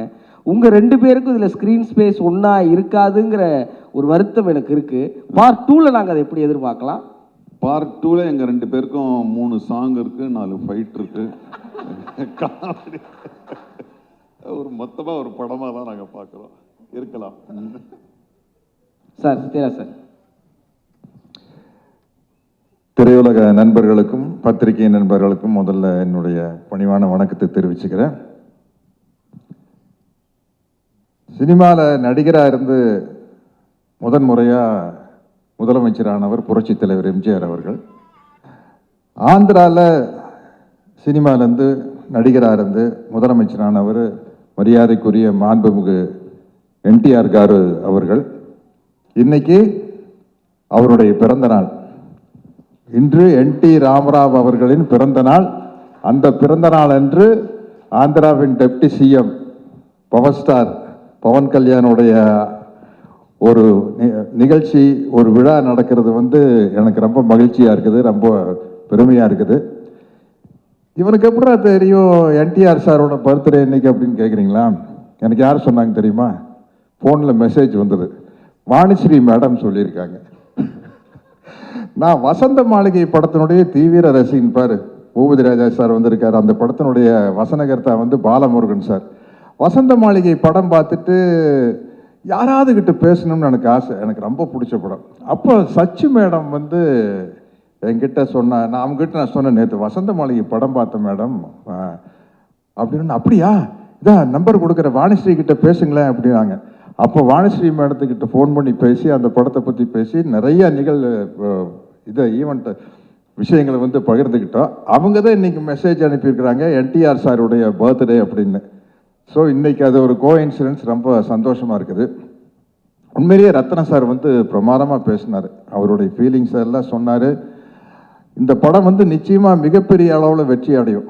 என்னென்னா நாங்கள் நடிச்சிட்டு இருக்கையில் எனக்கு தெரியல, நாங்கள் எல்லாம் நல்லா ஒரு சின்ன சின்ன கேரக்டர் பண்ணிக்கிறோம், அவ்வளோதான்.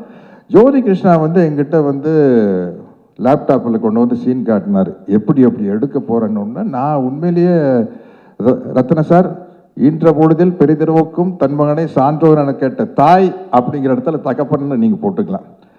அந்த அளவுக்கு ஜோதி கிருஷ்ணா வந்து பிரமாதமாக அந்த சீனை காட்டினார். நான் சொன்னேன், எப்படி ஜோதி இது என்னன்னு கேட்டேன்னா, அப்புறம் அவர் போய் அப்போ தான் வந்து ஃபாரினில் போய் படிச்சுட்டு வந்த விஷயத்தையெல்லாம் சொன்னார்.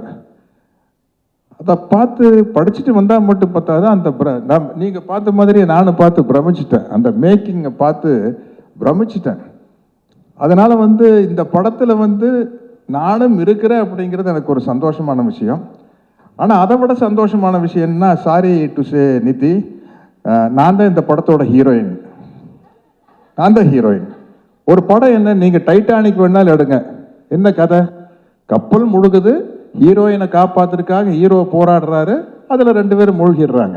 ஸோ ஒரு ஹீரோ யாரை காப்பாற்றுறதுக்காக ஹீரோ கஷ்டப்படுறாரோ அவங்க தானே ஹீரோயின்.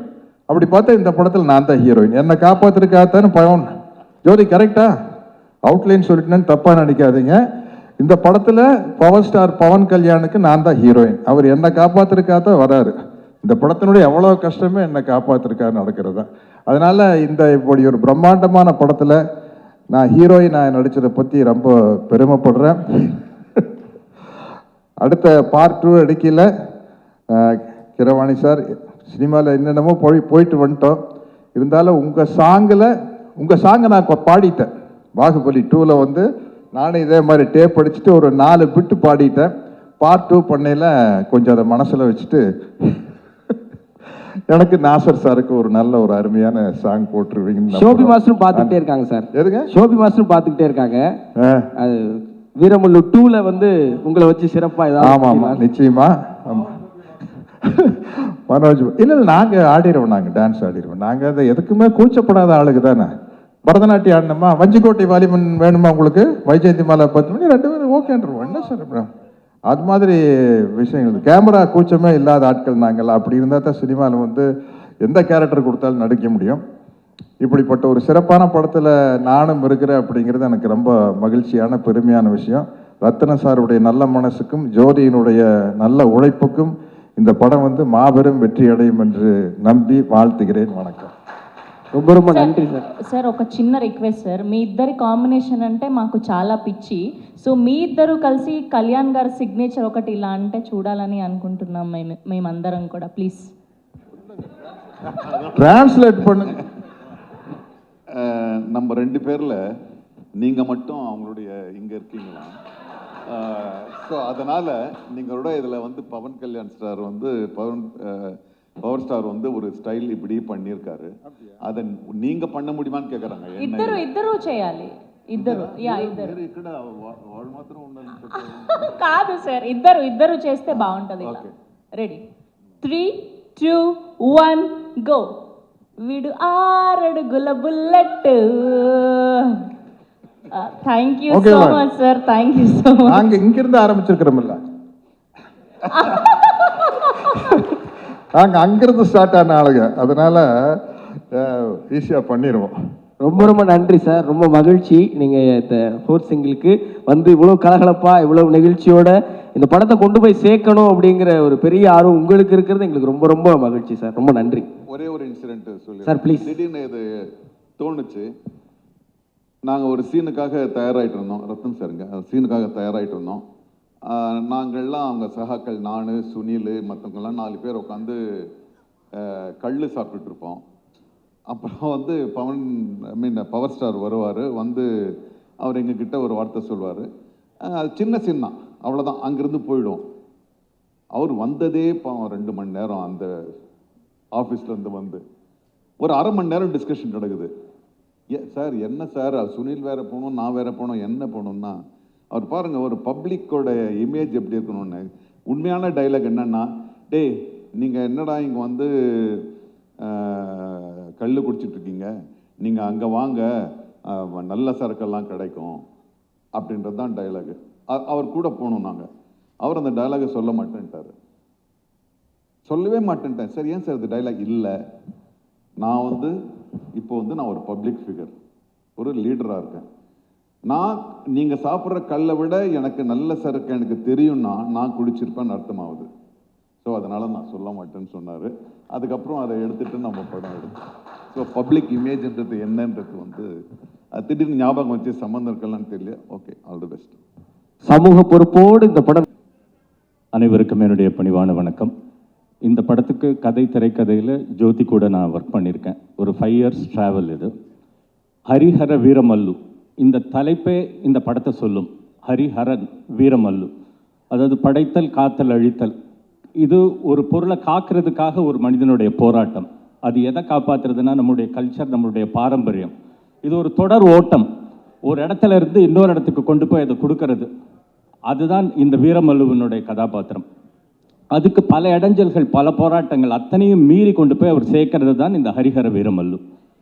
இப்போ இதை சொல்றதுக்கு, ஒரு கருத்தை சொல்றதுக்கு ஒரு கரெக்டான ஆள் வேணும். அது மிஸ்டர் பவன் கல்யாண் அவர்கள். இந்த பண்பாடு, இந்த கலாச்சாரம்லாம் எனக்கு எப்படி பவன் கல்யாண்னா, நான் அவருடைய பிரதர் சிரஞ்சீவி சாரால் இன்ட்ரடியூஸ் பண்ணப்பட்டவன். முட்டா மேஸ்திரின்ற படம், அதில் நான் இன்ட்ரடியூஸ் ஆனவன். ஒரு 30 வருஷமாக தெலுங்கு இண்டஸ்ட்ரியில் இருக்கேன். இப்போ சத்யராஜ் சார் சொன்னார் பாருங்க, வசந்த மாளிகைன்னு, அதை எழுதின அவர் கதாசிரியர் பாலமுருகன். நான் அவருடைய பையன், தமிழ் ரைட்டர், பட் நான் தெலுங்கில் இருக்கேன். ஸோ பாலமுருகன் சாருடைய மகன் நான். 30 வருஷமாக இருக்கேன். சிரஞ்சீவி சார் என்னை இன்ட்ரடியூஸ் பண்ணதுனால எனக்கு ஒரு 30 years பவன் சார் தெரியும். அப்போ எப்படி இருக்காரோ இப்பவும் அப்படி தான் இருக்கு, எந்த விதமான மாற்றமும் இல்லை. அவர் டெப்டி சிஎம் ஆனதுக்கப்புறம் வீட்டுக்கு வந்து சிரஞ்சீவி சாரை பார்த்து ஒரு வீடியோ வைரலாக இருக்கும், எல்லாருமே பார்த்துருப்பீங்க. அவர் காலில் விழுகிறது, அவர் இதாக ரொம்ப பணிவாக இருக்கிறத பார்த்துருப்பீங்க. இங்கே இருக்கக்கூடிய தமிழ் சகோதரர்கள்லாம் கேட்டாங்க, இது உண்மையான்னு கேட்டாங்க. இதெல்லாம் வீடியோக்காக பண்ணாங்களே, இது உண்மையான்னு. இது உண்மை. பவன் சாருடைய பண்பு, கலாச்சாரம் இப்பவும் அவர் சிரஞ்சீவி சார் முன்னாடி அப்படி தான் இருக்கார், எந்த விதமான மாற்றமும் இல்லை. நான் வந்து ஒரு பல படங்கள் சிரஞ்சீவி சாருக்கு ஒர்க் பண்ணியிருக்கேன். பவன் சாரோட கோபாலா படம் பண்ணேன். அப்புறம் தமிழில் வீரம்ன்ற படம் கதை நான் தான் பண்ணியிருக்கேன். அது காட்டமராயிடுன்னு பவன் சாரோட நான் அங்கே பண்ணியிருக்கேன். இப்போ இது 3வது படம். அதே கல்ச்சர், அதே பண்பாடு தாங்க. இப்படிப்பட்ட ஒரு படைப்பை கொண்டு போய் செலுத்துறதுக்கு ஒரு சரியான ஆள் வேணும். அது வந்து எங்கள் ஜோதி கிருஷ்ணா. நான் கிருஷ்ண கூட ஆரம்பத்திலையும் நான் அவரோடையும் ஒர்க் பண்ணியிருக்கேன். அது பிறகு எனக்கே ஒரு சந்தேகம் இருந்தது, ஏன்னா ஒரு இளைஞனாக இருக்கார். நான் இது 3rd generation நான் இப்போ பார்த்துக்கிட்டு இருக்கிறது. பட் ஒரு கிராஃப்ட்மேன்ஷிப்னு வாங்க பாருங்க, ஒரு விஷயத்திலையும் அவ்வளோ பர்ஃபெக்ட் அண்ட் ஹைலி டெக்னிக்கல். நான் அப்புறம் தான் தெரியும், ஒரு ஃபாரின் போனார், படித்ததெல்லாம் எனக்கு அப்புறம் தான் தெரியும். எல்லா விஷயத்துலையும், கதையில் இருக்கட்டும், திரைக்கதையில் இருக்கட்டும், எல்லாத்துலேயும் ஒரு கமாண்டுன்னு சொல்லுவாங்க. ஒரு டைரக்டருக்கு அது வேணும். அது இளைஞனாக இருக்கக்கூடிய ஜோதிக்கு இருக்குது. அதாவது சத்யராஜ் சொல்கிற மாதிரி, ஈன்ற பொழுதில் தன்மகனை சான்றோன் என காட்ட தந்தை தான் இவர். எனக்கு ரொம்ப வருத்தமாக இருந்தது, கலங்கி பேசினார். ஏன்னா அவ்வளோ பெரிய உழைப்பு இருக்குது. இன்றைக்கி பேன் இண்டியான்னு சொல்லிகிட்டு இருக்காங்க. அந்த பேன் இண்டியாவுக்கெல்லாம் ஒரு காரணக்கர்த்தா நம்மளுடைய ரத்னம் சார் அவர்கள். அவ்வளோ பெரிய உழைப்பு. அது அவர் சொன்ன மாதிரி அவருக்குள்ளே வந்து ஒரு ப்ரொடியூசர் இருக்கார், ஒரு டெக்னீஷியன் இருக்கார், ஒரு ரைட்டர் இருக்கார். அதுதான் இதனுடைய போராட்டம் அவருக்குள்ள. நான் வந்து இப்போ 2 ஜென்ரேஷனுக்கு பிரிட்ஜ் மாதிரி, ரத்னம் சாருக்கும் சரி, நம்ம ஜோதிக்கும் சரி, நடுவில் இருந்து நான் இதை கொண்டு போயிட்டு இருந்தேன். அப்போ பார்த்தேன், சண்டை வரும், 2 பேருக்கும் வரும். ஆனால் செட்டுக்கு போனால் ஜோதி நினைச்சதோடு அதிகமான செலவு அங்கே நடந்துக்கிட்டு இருக்கோம். ரத்ன சாருக்கு காம்ப்ரமைஸே இல்லைங்க. ஒரு படைப்பை ஜெயிக்கணுன்றதுக்காக கடைசி வரைக்கும் போராடிக்கிட்டு இருக்காரு. அந்த போராட்டத்துக்காக இந்த படம் மிகப்பெரிய வெற்றி பெறணும். அது இல்லாமல் ஹரிஹரன், ஹரின்றதில் வந்து ஒரு கிருஷ்ணருடைய தன்மையெல்லாம் இந்த கதையில் இருக்குது. அவன் ஒரு கல்வன், அவன் எல்லா மனசையும் திருடினவன், ஒரு ராஜதந்திரி, கடைசியாக ஒரு விஸ்வரூபம் எடுப்பார். அதுதான் இந்த படம். இந்த விஸ்வரூபத்துக்கு துணையாக இருக்கக்கூடியது என்னென்னா இசை. எங்கள் கீரவாணி ஐயா அவர்கள், மரகதமணி சார் அவர்கள் இன்னைக்கு எவ்வளோ பெரிய உயரத்தில் இருந்தாலும் எதுவுமே செய்யாத மாதிரி அமர்ந்திருக்கார்.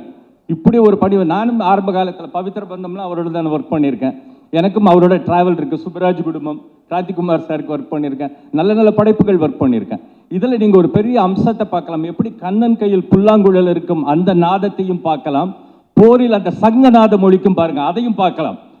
அதை கீரவாணி ஐயா கொடுத்துருக்காரு. இந்த தொடர் ஓட்டத்தில் இப்போ நாங்கள் கஷ்டப்பட்டு கொண்டு வந்து உங்கள் கையில் கொடுக்குறோம். இந்த ஓட்டத்தை கொண்டு போய் சேர்க்க வேண்டியது உங்கள் பொறுப்பு. இப்போ வீர மல்லுன்னு இருக்குது பார்த்தீங்களா, இது ஒரு மல்லனுடைய கதை, தமிழ் மண்ணோட கதை. இந்த மண்ணில் எடுத்து ஒருவன் இந்தியாவுக்கே குரல் கொடுக்கக்கூடிய ஒரு கதை. இதை வெற்றிகரமாக கொண்டு போய் நீங்கள் சேர்க்கணும்னு நாங்கள் கேட்டுக்கிறோம். உங்களுடைய எல்லா சப்போர்ட்டும் வேணும். மற்ற ஏதாவது technicians, top technicians of India எல்லாரும் ஒர்க் பண்ணியிருக்காங்க. ஸோ எல்லாருக்கும் என்னோட பணிவான வணக்கத்தை சொல்லிக்கிறேன். இங்கே வந்திருக்கும் எல்லோருக்கும் என்னுடைய காலை வணக்கங்கள்.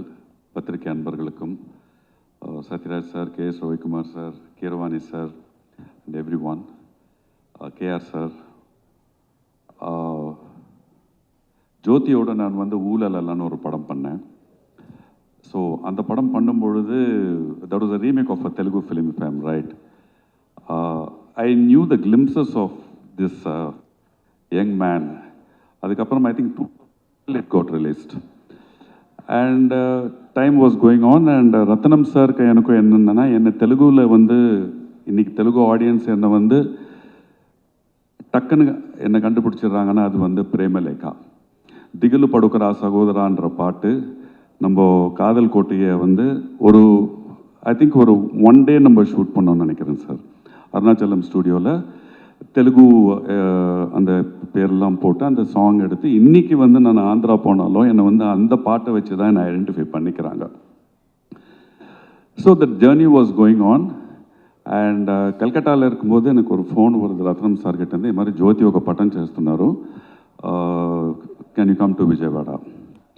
సార్ నేను కలకట్టాలో ఉన్నాను, మళ్ళీ I will go to Nagpur, అక్కడ నుంచి రావాలంటే లేదు సార్ మీరు రండి అప్పుడు. So I went to Vijayawada. Vijayawada వెళ్తే Jyothi told that, in fact first I met Ratnam garu. Sir ఇందులో ఒక చాలా ఇంపార్టెంట్ క్యారెక్టర్ ఉంది సార్, అది మీరు చేస్తేనే బాగుంటుందని జ్యోతి అనుకుంటాడు. అట్లా ఏం క్యారెక్టర్స్ సార్ అంటే it's a very crucial role in the film, if I'm permitted to say so Jyothi. And a role ஏவனி நீங்கள் படம் பார்த்தீங்கன்னா உங்களுக்கே தெரியும். ஒரு முக்கியமான கதாபாத்திரம் என்னை நம்பி ஜோதியும் ஏஎம் ரத்னம் சாரும் எனக்கு இந்த கொடுத்ததில், இந்த இவ்வளோ பெரிய படத்தில் நானும் பங்கேற்றிருக்கேன் அப்படிங்கிறதுல எனக்கு ரொம்ப சந்தோஷம். All the very best Jyothi Ratnam sir, you're an inspiration to all of us. இப்போ நீங்கள் பேசும்பொழுது ஜோதியை பற்றி the kind of emotion you underwent, I know every father will undergo it. And చాలా థ్యాంక్స్ అండి కీరవాణి గారు, చాలా థ్యాంక్స్ అండి. I mean like I don't know, thank you everyone for all your support and definitely it will be a very big film, a trend setting film in the pan Indian level. Thank you very much and God bless you. Director Nelson ஐயாக்கு நன்றியை தெரிவித்து ஆரம்பிக்கிறேன். ஹரிஹர வீரமல்லு இந்த படத்தில் வாய்ப்பு கொடுத்த AM Ratnam sir, Jyothi sir, Pawan sir, Nidhhi madam, Shobi master எல்லாருக்குமே நன்றியை தெரிவிச்சுக்கிறேன். கேஆர் சார் சொன்னார், எப்பவுமே ஏஎம் ரத்னம் சார் அவர் படத்தில் ஏதாவது ஒரு கான்ட்ரிபியூஷன் இருக்குன்ட்டு. சார் இந்த படத்தில் அவர் தான் கொரியோகிராஃபர். ஆமாம், அந்த டான்ஸ் பார்த்தீங்கல்ல, பாதி மூமெண்ட் ஷோபினா, மீதி மூமெண்ட் போட்டதெல்லாம் சார் தான். இது இது பாகலேது எல்லாமே மானிட்டரில் உட்காந்துட்டு எந்திரிக்கவே இல்லை. அவர் காலில் கொஞ்சம் அடிபட்டிருக்கும், அந்த அடியை தாங்கிக்கிட்டு full day sir, full day உட்காந்துட்டு இந்த பாட்டை சார் பண்ணாங்க. சார் அவரை பற்றி சொல்லுவானா நம்ம, ஏன்னா ப்ரொடியூசர் கிங் அவர், ஏன்னா அவருடைய படங்கள் எல்லாமே தெரியும். இந்த படத்தில் எனக்கு வாய்ப்பு கொடுத்ததுக்கு ரொம்ப நன்றி சார். Thank you sir. அனைவருக்கும் வணக்கம், అందరికీ நமஸ்காரம்.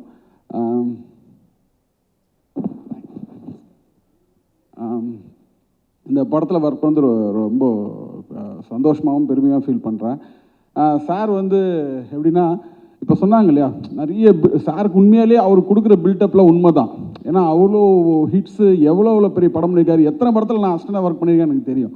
ஸோ பட் ஆனால் இந்த பில்டப், ஆனால் நீங்கள் ஷூட்டிங் ஸ்பாட்டில் வந்தீங்கன்னா அப்படி இருக்க மாட்டார். காலையிலே ஃபஸ்ட்டு பார்த்தீங்கன்னா எல்லாரும் வரதுக்கு முன்னாடி முதல்ல அவர் தான் உட்காந்துருப்பார். உட்காந்து சின்ன வேலை செஞ்சுக்கிட்டு உட்காந்து நடந்து அங்கே இங்கேன்னு சுற்றி வேலை செஞ்சுக்கிட்டே இருப்பார். அவர் ரேஞ்சுக்கு அது பண்ணவே தேவையில்லை, பட் அதை லவ் பண்ணி அதை பண்ணுவார். ஸோ அது மாதிரி எல்லா விஷயத்துலையும் நான் சொல்கிறது, டான்ஸ் ஆடும்போது கூட அதை வந்து அவர் ஒரு க்யூட் அவர் பண்ணும்போது க்யூட்டாக இருக்கும், அதை வந்து ரசித்து பண்ணுவோம். ஸோ ரொம்ப அவரோட ஒர்க் பண்ணது சார், இந்த படத்தில் ஒர்க் பண்ணது ரொம்ப சந்தோஷம் சார். இன்னொன்று வந்து அவர் ஒரு ஃபேமிலி மாதிரி தான் எங்களை ட்ரீட் பண்ணுவார். அது இப்போவும் இருக்குது, அந்த ஃபேமிலியோட எங்களுக்கு ஒரு பெரிய பாண்டிங் இருக்குது. அது ரொம்ப சந்தோஷம். அதுக்கப்புறம் இந்த படத்தில் ஒர்க் பண்ணது வந்து பவன் சாரோட ஒர்க் பண்ணியிருக்கோம். பவன் சாருக்கு, கல்யாண் சாருக்கு வந்து இந்த பாட்டில் பெருசாக வந்து அந்த சுச்சுவேஷனாக அவர் பெருசாக டான்ஸ் இருக்காது, பட் ஆனால் அவரோட ஒர்க் பண்ணது வந்து ரொம்ப சந்தோஷம். அவர் ரொம்ப ஸ்வீட்டு வந்து சொல்கிறது, அந்த இப்போ ஒரு டெப்டி சிஎம் பொசிஷனில் இருக்கார் இல்லையா, அப்படிலாம் இருக்க மாட்டார். பார்த்தா அந்த இடத்துக்கு வந்தால் ரொம்ப ஸ்வீட்டாக இருப்பார். அவரோட ஒர்க் பண்ணது ரொம்ப சந்தோஷம். அப்புறம் நிதி இந்த சாங்கில் நீங்கள் பார்த்துருப்பீங்க, ஒரு சில ஷார்ட்ஸ் தான் வந்திருக்கோம். ஹோப் உங்களுக்கு படம் ஃபுல் பாட்டாக பார்க்கும்போது உங்களுக்கு எல்லாருக்கும் பிடிக்கும்னு நான் நம்புகிறேன். அவங்க சூப்பராக வேலை செஞ்சாங்க. அதுக்கப்புறம் பார்த்திங்கன்னா ஜோதி பிரதரோட அவர் ஃபஸ்ட்டு டைரக்ட் பண்ண படத்தில் வந்து நான் டான்ஸாக ஆடியிருக்கேன். அந்த படத்தில் ஆடியிருக்கேன். இப்போது அவரோட படத்தில் ஒரு கோரியோகிராஃபராக பண்ணியிருக்கன்ற போது அது இன்னும் ரொம்ப சந்தோஷம். அவர் பயங்கர இவங்க சொன்னாங்க இல்லையா, ரொம்ப பிளான்டாக இருப்பார், ரொம்ப டெக்னிக்கலி சவுண்டு. அது அந்த மாதிரி அவரோட ஒர்க் பண்ணது எனக்கு இன்னும் ரொம்ப என்ன சொல்கிறது, இந்த படத்தில் கடைசி நேரத்தில் தான் இந்த பண்ண முடிஞ்சுது இந்த பாட்டு. பட் இன்னும் ஃப்யூச்சரில் நிறைய பண்ணுவோன்னு நான் நம்புகிறேன். அவருக்கு கூட ஈக்குவலாக பார்த்திங்கன்னா அவருக்கு சப்போர்ட் பண்ணுறது பார்த்திங்கன்னா மனோஜ் வந்து டெக்னிக்கலி வேறு லெவலு, பிரில்லியன்ட். நீங்கள் சொன்னார் இல்லையா, இங்கே கேமரா இருக்கும் அங்கே கேமரா இருக்குன்னு, அது எப்படி அதை ஹேண்டில் பண்ணுறான்ற விஷயம் இருக்கு இல்லையா. அதாவது நீங்கள் உங்கள் ஒர்க்கை பாருங்கள், நான் அதை ஃபுல்லாக கேப்சர் பண்ணிகிட்டு இருக்கேன்ற ஒரு டெக்னிக்கலி வெரி சவுண்ட். அவரோட ஒர்க் பண்ணது ரொம்ப சந்தோஷம். அப்புறம் கீரவாணி சார் எப்படின்னா சார், நான் தமிழில் வந்து வசூல்ராஜ் MBBS சார் நான் மாஸ்டராக பண்ண முதல் படம்.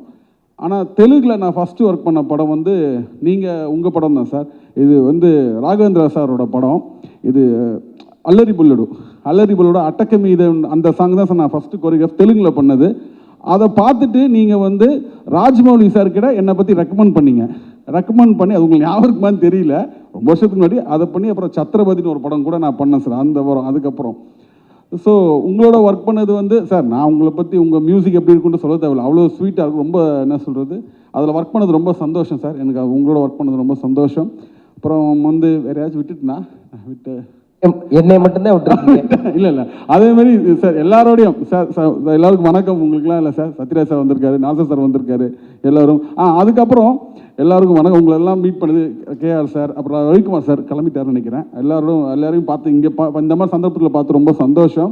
அப்புறம் வந்து இதில் வந்து ஒரு இந்த பாட்டில் ஒரு 3 பேர் வந்து ரொம்ப கெஸ்ட் ரோல், அதான் கெஸ்ட் அப்பியரன்ஸ் பண்ணியிருக்காங்க. அதான் ஒன்று வந்து கிங்ஸ்லி ஃப்ரெண்டு, ஆக்சுவலி வந்து நாங்கள் டான்ஸ் ஆடுற சமயத்துலேருந்து ஃப்ரெண்டு, அந்த மாதிரி அந்த ஸோ கிங்ஸ்லி. அப்புறம் வந்து நம்ம வெனிலா கிஷோர் சார், அப்புறம் வந்து அங்கே அக்சர் அலின்னு ஒரு ஹிந்தியில் ஒரு ஆக்ட் பண்ணியிருக்காரு. இவங்க 3 பேர் வந்து ஒரு கெஸ்ட் அப்பியரன்ஸ் பண்ணியிருக்காங்க. பட் ரொம்ப நல்லா க்யூட்டாக இருக்கும்னு நான் நம்புகிறேன். இந்த பாட்டு உங்களுக்கு பிடிக்கும். இப்போ எங்களுக்கு என்னென்னா, இந்த படம் வந்து எப்படி இருந்தாலும் தெலுங்கில் வந்து பெரிய வரவேற்பு கிடைக்கும், அதில் எந்த டவுட்டும் அது வந்து எனக்கு பெரிய நம்பிக்கை. இப்போ இந்த படத்தை ஒரு தமிழ் ரிலீஸ் ஆகும்போது நீங்கள் பத்திரிகை நண்பர்கள் எல்லாரும், தொலைக்காட்சி எல்லாருமே இதை படத்தை வந்து நம்ம ஓன் பண்ணிக்கிட்டு நம்ம படமாக எடுத்து இந்த படத்தை வந்து ஒரு பெரிய அந்த மக்கள்கிட்ட கொண்டு போய் சேர்த்து இதை பெரிய வெற்றியடை வைக்கணும்னு உங்களை கேட்டுக்கிறேன். நன்றி to you sir. Okay. I have to speak about Ratnam sir. Ratnam sir is the most first எல்லாருக்கும் வணக்கம். Thank you so much for coming. So Ratnam sir is the most passionate person I have ever met in my life. Even I am not as passionate about him as for cinema. He's the first person to come, sir, like you said, last person to go. He's sitting on set the whole day. He's sitting in the sun. He's sitting, in so much heat. And he does not need to do these things. He's literally managing the other, actors, and he is completely 100% involved. And sir, for 5 years, you have taken this film on your shoulders, sir. So first, everybody, and more than me, for your sake, I know this film is going to be a super hit. Only for you, sir. Ipo Jyoti sir pati pesno. From the day Jyoti sir said he came, you know, he completely took over. I think it was very easy to shoot with you, sir. I never felt like you were judging me. I always felt like you were supporting me and trying to make me do better and give my best. So you gave me a very team kind of a feeling. So thank you so much for all the support and for what you have done. And Keeravani sir, last time na Ungulpati Pesle, I completely my mistake. But Keeravani sir, it's our honor to work with you, and it's my honor that, you know, I'm dancing to the music that you have kind of given us. So thank you so much, and I'm sure everybody is going to be dancing to your tunes soon. Nasir sir, thank you so much for coming. Satyaraj sir, thank you. And Shobhi master, thank you for patiently choreographing the whole thing and supporting me and giving me the best and showing me all the expressions and everything. So thank you so much. And Manoj sir, Padikuda Pesno, I think one of the best DOPs I have ever worked with in my life is Manoj sir. He really, I mean, technically brilliant. Like sir said, he's a magician. So I really hope to work with him again. And Kingsley sir, we did a few nice shots together, sir. So it was really nice. I hope to work with you soon. And in the padam, actually, எனக்கு ஒரு ரொம்ப emotional journey இருக்கு. I've literally grown up with this film, I feel, in the last 5 years. So I'm grateful. I'm so grateful that I got a chance to be in this film. And எனக்கு story மேலே, எனக்கு direction மேலே, படம் மேலே ரொம்ப trust இருக்கு. That when the film comes, 100% everybody is going to like it because every single person in this film has worked very hard. So please support us, and I hope you all like the film. ரொம்ப அனைவருக்கும் வணக்கம். ஒரு விஷயம் சொல்கிறேன். இப்போது நம்ம நாட்டு பாட்டை ஒரு கண்ட்ரியோட பிரசிடெண்ட் இன்னொரு கண்ட்ரியோட president somebody like Russian president and American president அவங்க ஸ்டெப்பு போட்டால் எப்படி இருக்குன்னு நாங்கள் நினச்சி பார்த்தா அதெல்லாம் நடக்காத காரியம். அந்த நடக்காத காரியத்துக்கு நாங்கள் ஆர்டிஃபிஷியல் இன்டெலிஜென்ஸ் யூஸ் பண்ணி அதில் வீடியோ தயார் பண்ணி ரசிக்கிறோம். இது நான் எதுக்கு சொல்கிறேன்னா, எனக்கு ஒரு ஆசை இருக்குது. 2 பேர் இருக்கார். அவர் ரொம்ப கோவத்தில் கத்திட்டு ரொம்ப ஆக்கிரமாக பார்த்தா எப்படி இருக்கும்னு பார்க்குறதுக்கு எனக்கு ஆசையாக இருக்குது. பட் அது நடக்காத காரியம். அதுக்கு தான் நான் ஏஐ ரிசார்ட் பண்ணணும். அவர் தான் ஒருத்தர் வந்து நம்ம சித்ரா மேடம் சிங்கர், இன்னொருத்தர் வந்து ஏஎம் ரத்னம் சார். ஏன்னா அவர் கோபமாக பார்க்குறது நான் இது வரைக்கும் பார்க்கல. அவர் கோபமே வராது. அவர் வந்தாலும் அவர் காமிக்க மாட்டாங்க. ரொம்ப சாந்தமூர்த்தியாக இருப்பார். அவர் AM Ratnam is the hero of the movie. அவருக்கு தான் நான் சக்ஸஸ் வரணும்னு ஆண்டவனை வேடிக்கிறேன். Ratnam garu, all the best sir. This movie is going to be a hit and I will be the most happy person for you. இப்போ நீங்கள் கேளுங்க, என்ன கேட்டுங்க சார்? ஒரு படம் நடக்கும்போது உழைக்கிறது அது ஒரு பக்கம், படம் முடிஞ்சதுக்கப்புறமும் ஒரு பாடல் வெளியீட்டுக்கும் ஒட்டுமொத்த இசைக்கலைஞர்களை பாடகர்களை கூட்டிகிட்டு வந்து ஹைதராபாத்தில், சென்னையில் எல்லா இடத்துலையும் வந்து பாட வச்சு மக்களை மகிழ்விக்கணும். அதே நேரத்தில் இந்த படத்தை கொண்டு போய் சேர்க்கணும்னு நீங்கள் போடுற உழைப்பின் பின்னாடி இருக்கிற ரகசியம் சார்? ரகசியம் ஒன்றும் இல்லைங்க. நம்ம பாடல்கள் எல்லாம் இன்னும் நல்ல பேர் சம்பாதிக்கணும்னு அப்படி ஒரு ஆசையோடு இருக்காங்க. அவர் இப்போ என்ன சொன்னாலும் கேட்பாங்க. அதனால தான் நான் எப்போவுமே ஆஸ்பிரண்ட்ஸ் கூட ஒர்க் பண்ணுறது ரீசன் என்னென்னா, அவர் ஃபுல் லைஃப் கொடுத்து வேலை செய்வாங்க. பெரிய பெரிய செலிப்ரிட்டி ஆனதுக்கப்புறம் நம்ம கைக்கு நம்ம சிக்க மாட்டாங்க. நம்ம சத்யராஜ் சார் மாதிரி தான் அவர் எக்ஸப்ஷன்ஸ் இருக்கும். அவர் எவ்வளோ பேர் சம்பாதிச்சாலும் கூட இந்த மாதிரி நம்மளுக்கெல்லாம் ப்ளஸ் பண்ணுறதுக்காக வருவார். ஸோ இந்த எக்ஸப்ஷன், தேங்க்யூ சார், இந்த எக்ஸப்ஷன்ஸ் இந்த மாதிரி விட்டுட்டா செலிப்ரிட்டிஸ் கூட கொஞ்சம் ப்ராப்ளம் இருக்கும். அவர் எல்லா இடத்துக்கு வரமாட்டார் ஈஸியாக. ஸோ நான் எப்போவுமே நியூ கமர்ஸ் கூட வேலை செய்கிறதுக்கு காரணம் என்னென்னா, என்னோட லாபத்துக்காக அவர் எங்கே கூப்பிட்டா வருவார். இந்த மாதிரி ஈவெண்ட்ஸ் வரும்போது அவர் ஒரிஜினல் சாங் எப்படி இன்ட்ரெஸ்டோட பாடினாங்களோ அதே மாதிரி பாடுவார். அதுக்காக தான் நான் அவனை என்கரேஜ் பண்ணிட்டு இருப்பேன். இதில் வந்து நம்ம குரு வந்து பாலச்சந்திர சார் தான். இப்போ நீங்கள் சொன்னீங்க மரகதமணி கீரவாணின்னு சொல்கிறீங்க. அப்போ எல்லாம் இன்டர்நெட் கிடையாது. சார் சொன்னாங்க, பாலச்சந்திர சார், மரகதமணி கீரவாணி தான் உன்னை பேர், இதில் மரகதமணி தமிழ் மாதிரி சவுண்டிங் இருக்குது, ஸோ அது வச்சுக்கலாம், கீரவாணி மறந்துடுன்னு சொன்னாங்க. அவர் சொன்னார், நான் பண்ணிட்டேன். அப்போ எல்லாம் இன்டர்நெட் இல்லை. இப்போ இன்டர்நெட் ரொம்ப பிரமாதமாக வந்திருக்கு. அவர் தான் இவர் தான் அவர்னு எல்லாருக்கும் தெரியும். ஸோ இப்போ அந்த கன்ஃபியூஷனே இல்லை. பட் எது இருந்தாலும் அந்த பேரை வச்சு என்னை ரொம்ப என்கரேஜ் பண்ணுறதுக்கு Balachandra sir forever he'll be in my heart. இன்னொரு விஷயம், ரொம்ப நாள் முன்னாடி 28 இயர்ஸ் முன்னாடி ஏபி முரளின்னு ஒருத்தர் இருக்கார். அவர் ஒரு ஸ்டூடியோ வச்சுருக்கார் சென்னையில். அந்த ஸ்டூடியோவில் கொண்டாட்டம் ஒன்று படத்துக்காக KS ரவிக்குமார் சார் ரெக்கார்டிங் நடக்கிறது. அவர் வந்தார். KS ரவிக்குமார் வந்துட்டு ஏதோ ஒரு டாபிக் வந்தது, இந்த சவுண்ட் நல்லா வரலையா, அந்த சவுண்ட் நல்லா வரல, ஒரு டாபிக் வந்தது. அப்போது மிக்சிங் அண்ட் மாஸ்டரிங் பற்றி ஒரு டாபிக் வந்தது.